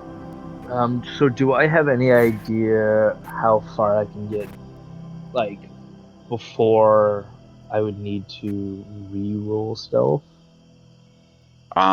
So first of all, where are you going? Like, where was your first? Yeah, Well, you wanted to being in air, I was kind of. Oh, you want to go as like beelining as it. the crow flies, eh? Yeah. Yeah, I would say you can do that. Yeah, I was making Xerxes do it because he was passing multiple enemies. He was so a couple stealth rolls there. If you're just making a straight beeline, I think you can you'd be able to go ahead and do that. Yeah, so I'd like to kind of just take a vantage point over the camp. Okay, you silently do so. You're able to how to kind of hold back a bit on your wings so they don't make any sound as you lift. Rock, You were gonna go to try to climb over this cliff here. Ascend the cliff. Right where you can kind of stay in the of Okay. these trees, the little guy. So as you do so, your foot slips in one of the footholes there, and you knock loose a rock. It tumbles down. This archer here whirls around to your location to see what it was. He steps forward to investigate. He hasn't seen you yet, but he's starting to take a step forward to investigate what's going on over there. All right, Theron, are you? So I'm assuming you would go to move forward there. That was your play. Yeah, I mean, because I made the roll, I will move, but if I can't stay put, I will stay put. Okay, so I just wanted to see what I would roll, but yes, I will move for the sake of the role play. Okay, so Theron takes one step forward. Crack! it's like his armor makes a squinking sound, and now this archer is looking back over in that direction now, and he brings two hands up to his mouth. I can't do it, but makes that super loud whistle sound that would alert people. That alerts this archer here, who's going to move forward. They still haven't seen you yet. And the men back at the camp, on this side of the camp, they're going to hear that whistle as well. And start to look in that direction. Andros, do you have any orders? I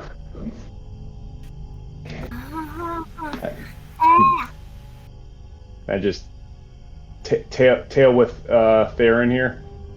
Okay. You're just gonna kind of sit back there. You're the distractions. Okay. Oh my God, what a clusterfuck. Because I can't see anything, right? I mean, I can see just little shapes and moving. You can see whatever with the shadowy forms just in your radius there that you have of light there is what you can see. I guess I would. I guess I'll move over by this dead tree over here to try to see if I can get a better vantage point. Do I need to make a stealth check? If you're trying to remain quiet, yes. Oh yeah. While this is going on and Go ahead, Andros is make a stealth moving check, please. and Rock sees the guard look over, I'm gonna misty step over here. Mm-hmm. Okay. Sweet. There's gonna be kind of all right. Go ahead and make that move.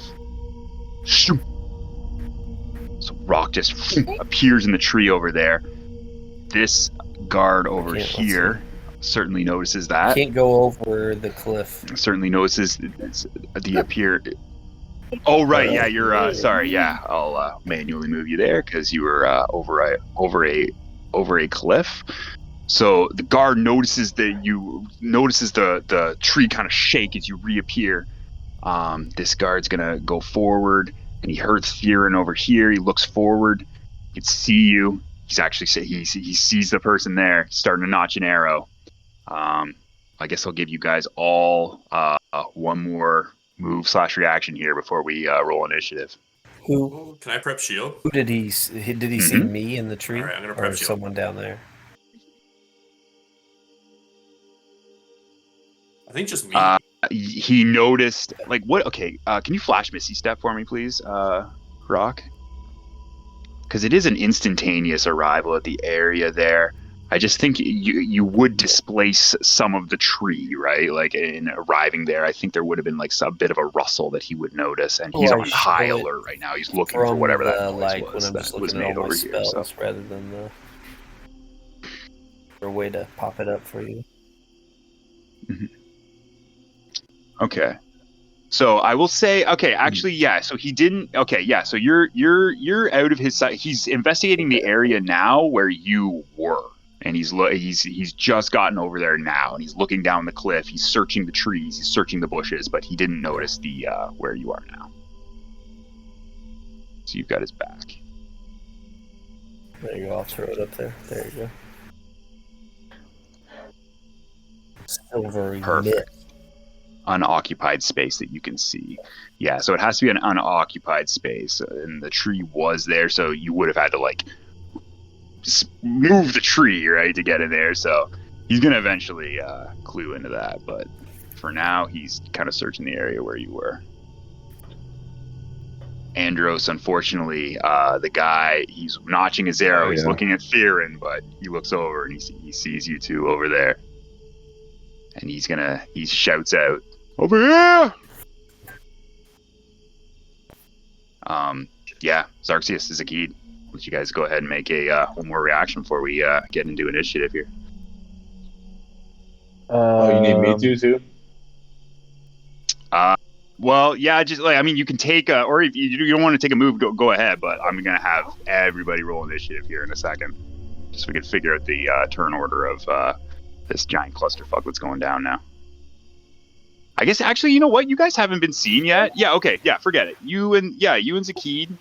Yeah, true enough. Yeah, these guys are going to be moving in that direction, but okay. Well, yeah, if you don't want to move or change or do anything, and you want to just stay silent, yeah, absolutely, you totally can.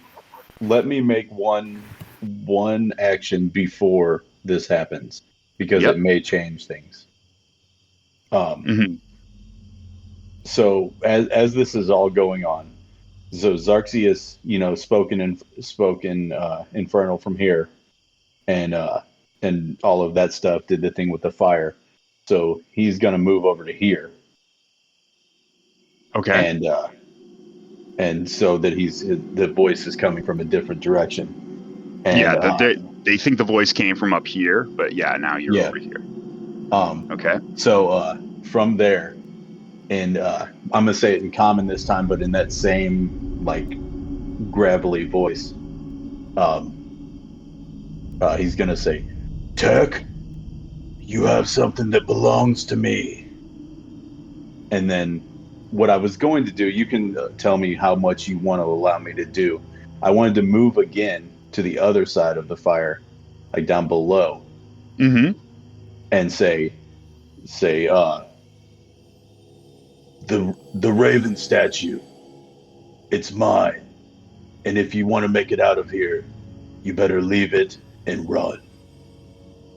Okay, I will say you were able to, with your suit. Well, I mean, you're just speeding along, and you're able to kind of triangulate there and say these words to kind of torment Tech there, and you're able to get both those off.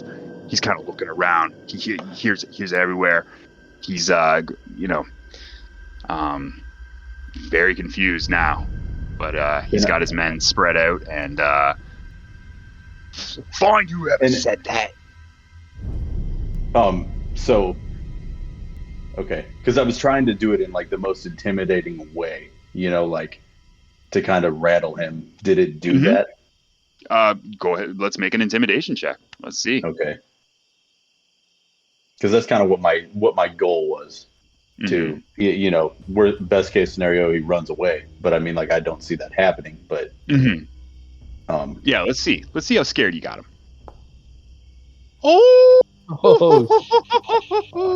Shit. He's scared. He drops that statue. 20. Oh my god. Well, a natural 20.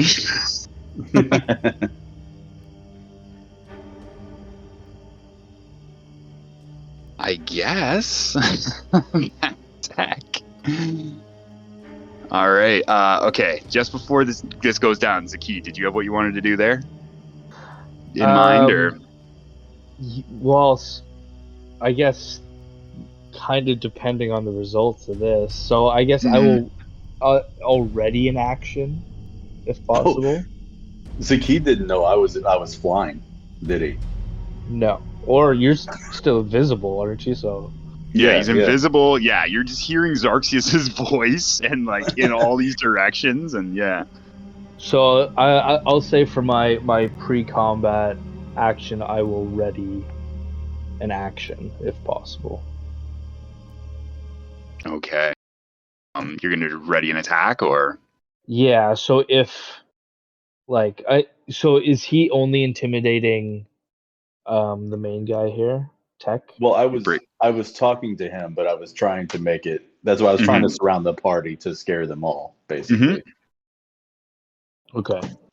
Okay. So So do you want me to tell you how this unfolds, and then you'll judge from there? Moving yeah. forward, So or? basically, if they're gonna run, I'm gonna do nothing, or if they're like out of here, I'm not gonna stop them. But if they seem scared but they're staying around, I'm gonna cast a spell.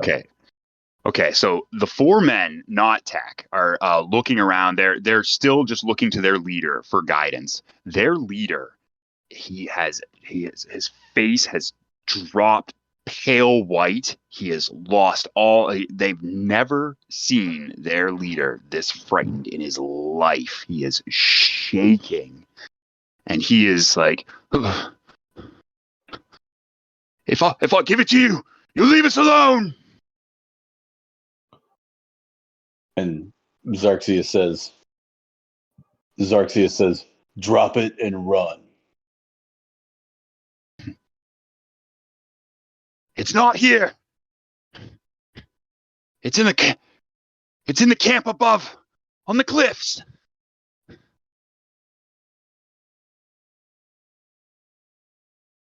And he points in the direction to the northwest here. He points to this grouping of tents here that is hidden in the darkness, not illuminated by fire. Okay. And the rest of the men are kind of looking at him like, what the hell are you doing, boss? But he's just scared shitless. That was like the most intimidating thing he's ever heard. So, I'll say, make haste, retrieve it. Leave it on the leave it on the stump. I'm guessing that's a stump right there, right? Mm-hmm. Leave it on the stump and run as far as you can. And Tech, scared as he is, starts to come here, and he starts to climb up the hill, up the. It's going to take him some time to get up there, though. Meanwhile, over here, I'm going to have to throw you guys over here into initiative because they are going to be attacking. So we'll see what order we get our stuff here.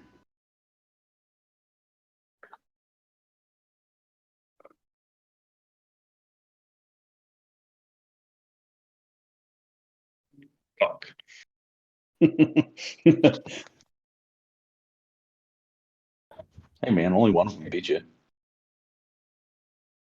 But there are No, three. Theron beat you.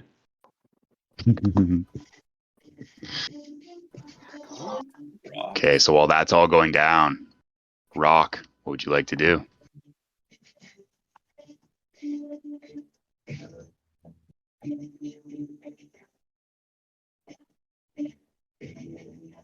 Is Jess with us? Do we got Jess? Doesn't sound like it. He didn't say he was Oh. away. Sorry. I don't see his I was door. muted, same And he style. rolled his initiative. Back now. Contain Back door. now. Okay. Yes. Sam did. That is a thing. For now, for my turn. That's real. That's real. There's those two archers there. I want to do a stealth roll and just try to stay amongst these trees and work towards the camp.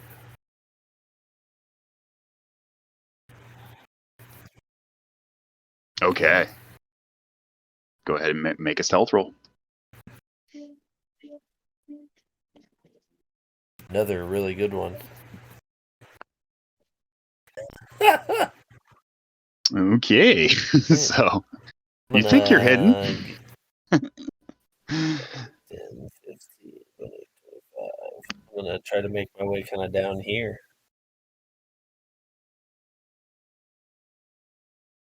Like one more square, maybe. Yeah, there you go. Okie That's about dokie. as far as I can go.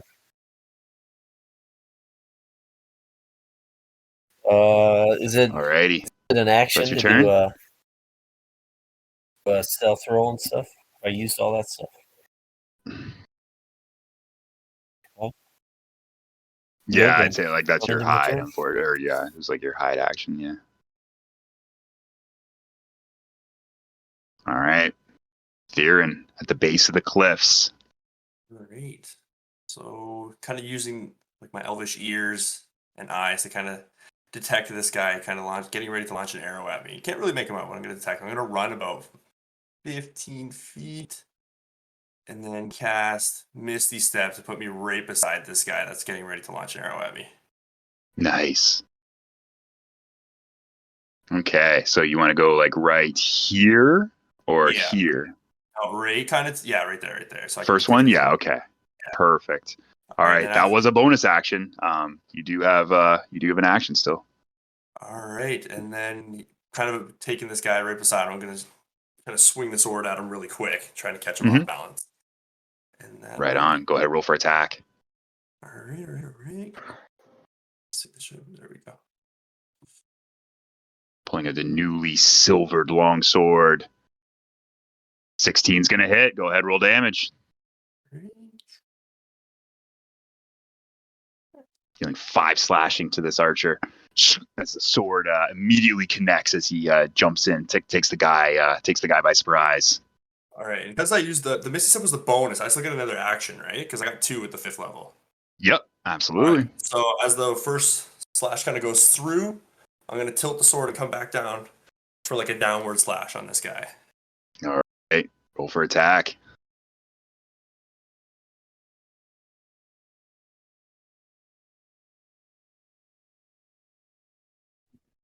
Eight is not going to hit, unfortunately. All right. So that second attack misses wide. The archer was ready for you this time. He's able to just kind of duck out of the way.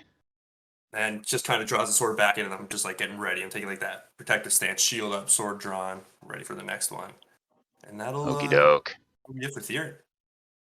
All right, Andros. What'd you like to do? I can only see one person, kind of. So Andros is going to, now that he's getting shot at, he's going to try to attack this archer over here with his javelin. Nice. Maybe. Andros puts his axe away for now, pulling out his trusty javelins. Launching there it him is, okay. forward. Come on. Dude, everything is going so slow for me tonight. Maybe we got a lot of stuff running or something. I am clicking on javelin and I gotta click on Andros.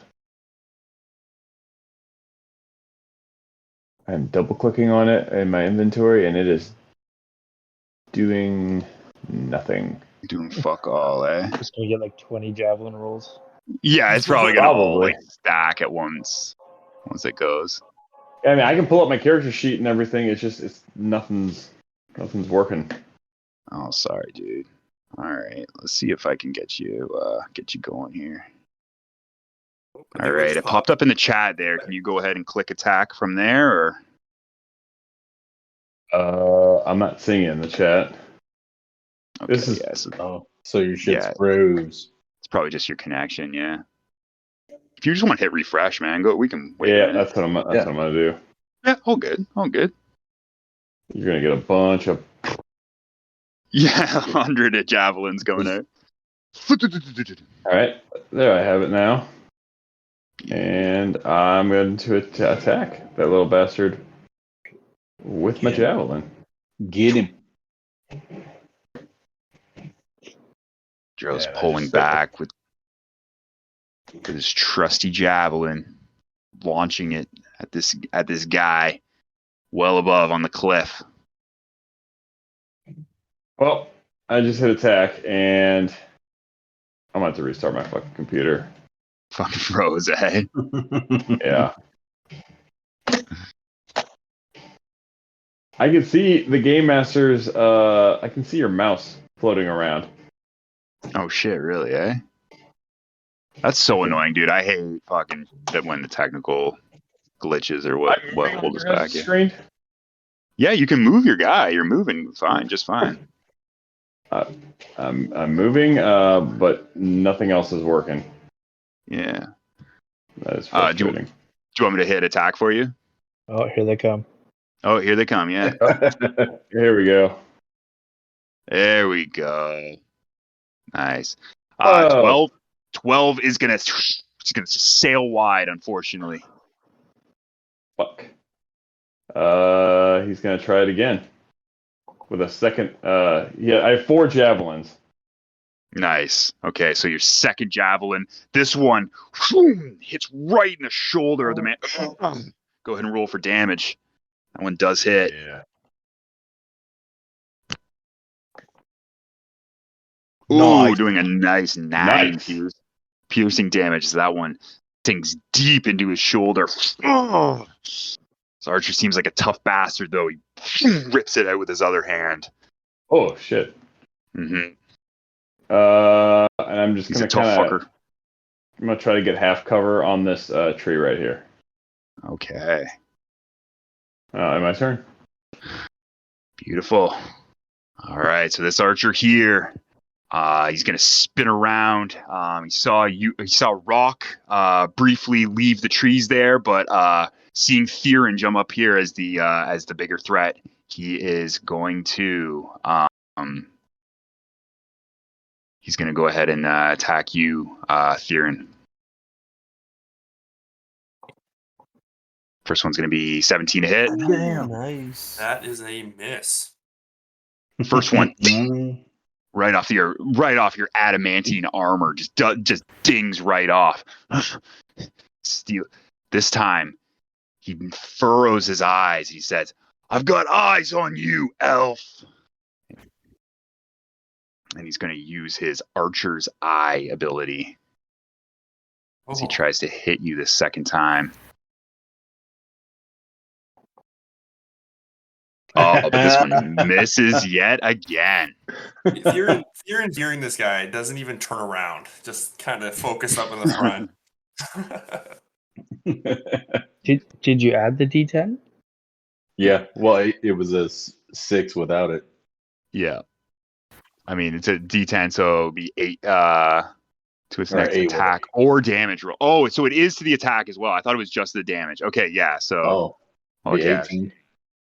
Well, 18. if I he roll rolls a 10, yeah, let's see. Oh, you added D10, not a. Yeah. There you go. Oh, you cursed it. Yeah, 18. 18 is still a miss. I was Oh, gonna say, and I'm pretty sure he's got a 19. So this armored up fucking paladin, it just shrugs it off as both arrows just ping, ping right off his armor. Archer looks a little frustrated there. He is going to he's going to roll forward just a bit, just take a couple steps forward and pass his turn. Archer 2 here. He's caught a little off guard by Theron jumping up, so he is going to... Hold on, what's he got here? He is going to... so he's going to draw his... With you in close range there, he's going to temporarily put the bow away there. He's going to draw his short sword and try to attack you, Theron, with that. Damn. That will be a 12. No. And yet again, Theron's armor standing true. Blow, it doesn't even affect him. He's going to kind of panically look at Andros, look at everyone, and he's going to try to pull back. That will give you an attack of opportunity if you want to use it, Theron.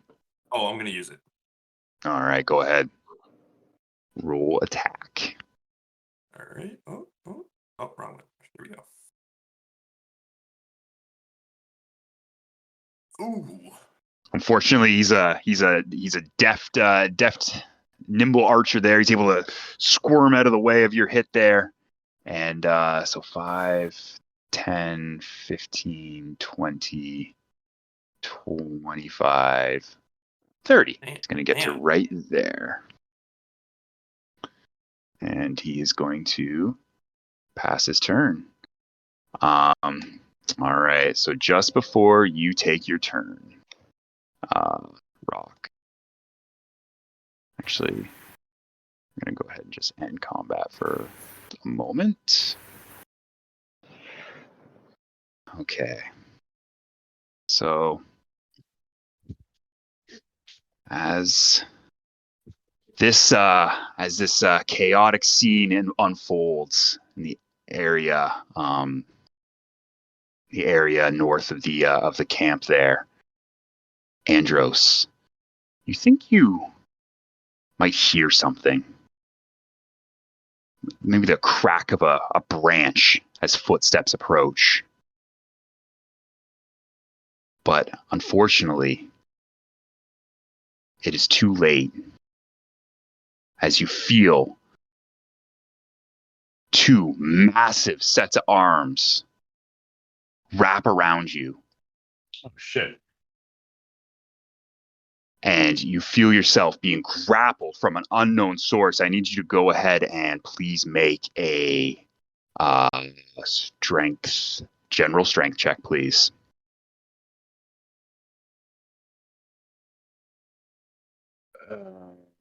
Yeah. Ability check or saving throw? Just an ability check, because this is going to be a contested. Okay.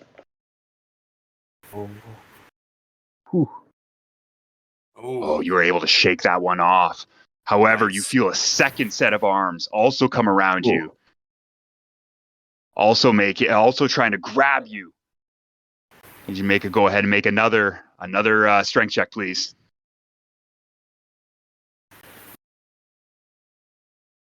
Oh, fuck. Ooh, and the tie, unfortunately. You feel yourself get wrapped up. And you feel armored arms reach around you. And as you get wrapped up and are grappled, the second set of arms that was attempting to grapple you too, huge set of arms, wraps around you. You are completely enwrapped in this scene here. Jesus. Stepping Oh. forward Fuck. out of the darkness is a figure. He is a scarred, hideously scarred elf. Dark skin, dark hair, and very prominently on one side of his face, even in the darkness here, Andros, you can see that one of his elven ears has been cut completely from his head. There is only gaping hole on that side of his head. Behind him, stepping out of the darkness, a dark elf and a sorcerer Oh, also appear, muttering things. You have been wrapped up in the arms of an ogre, a full-size ogre, and a fully armored warrior. The elf looks to you and says, "Made this too easy for us, son of Cicero." Yes, the elf that we captured and tortured earlier told us some very interesting things that were heading this way. Yes, the son of a Dwendalian general will fetch a king's ransom. Too bad your party isn't here to help you. Now, mortal. The sorcerer steps forward, mutters an incantation, puts his hand across, whips his hand across. A wall of flame erupts in front of Andros and in front of all these characters here who have just stepped forward out of the darkness, obscuring them in flame and shadow.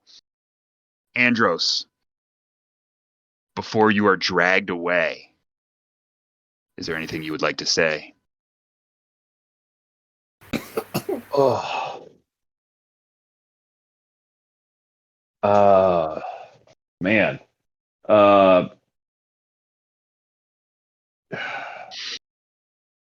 Yes. As I'm being dragged away, I just want to yell to my compatriots. Live strong and fight for the Dundalian Empire. Please find me.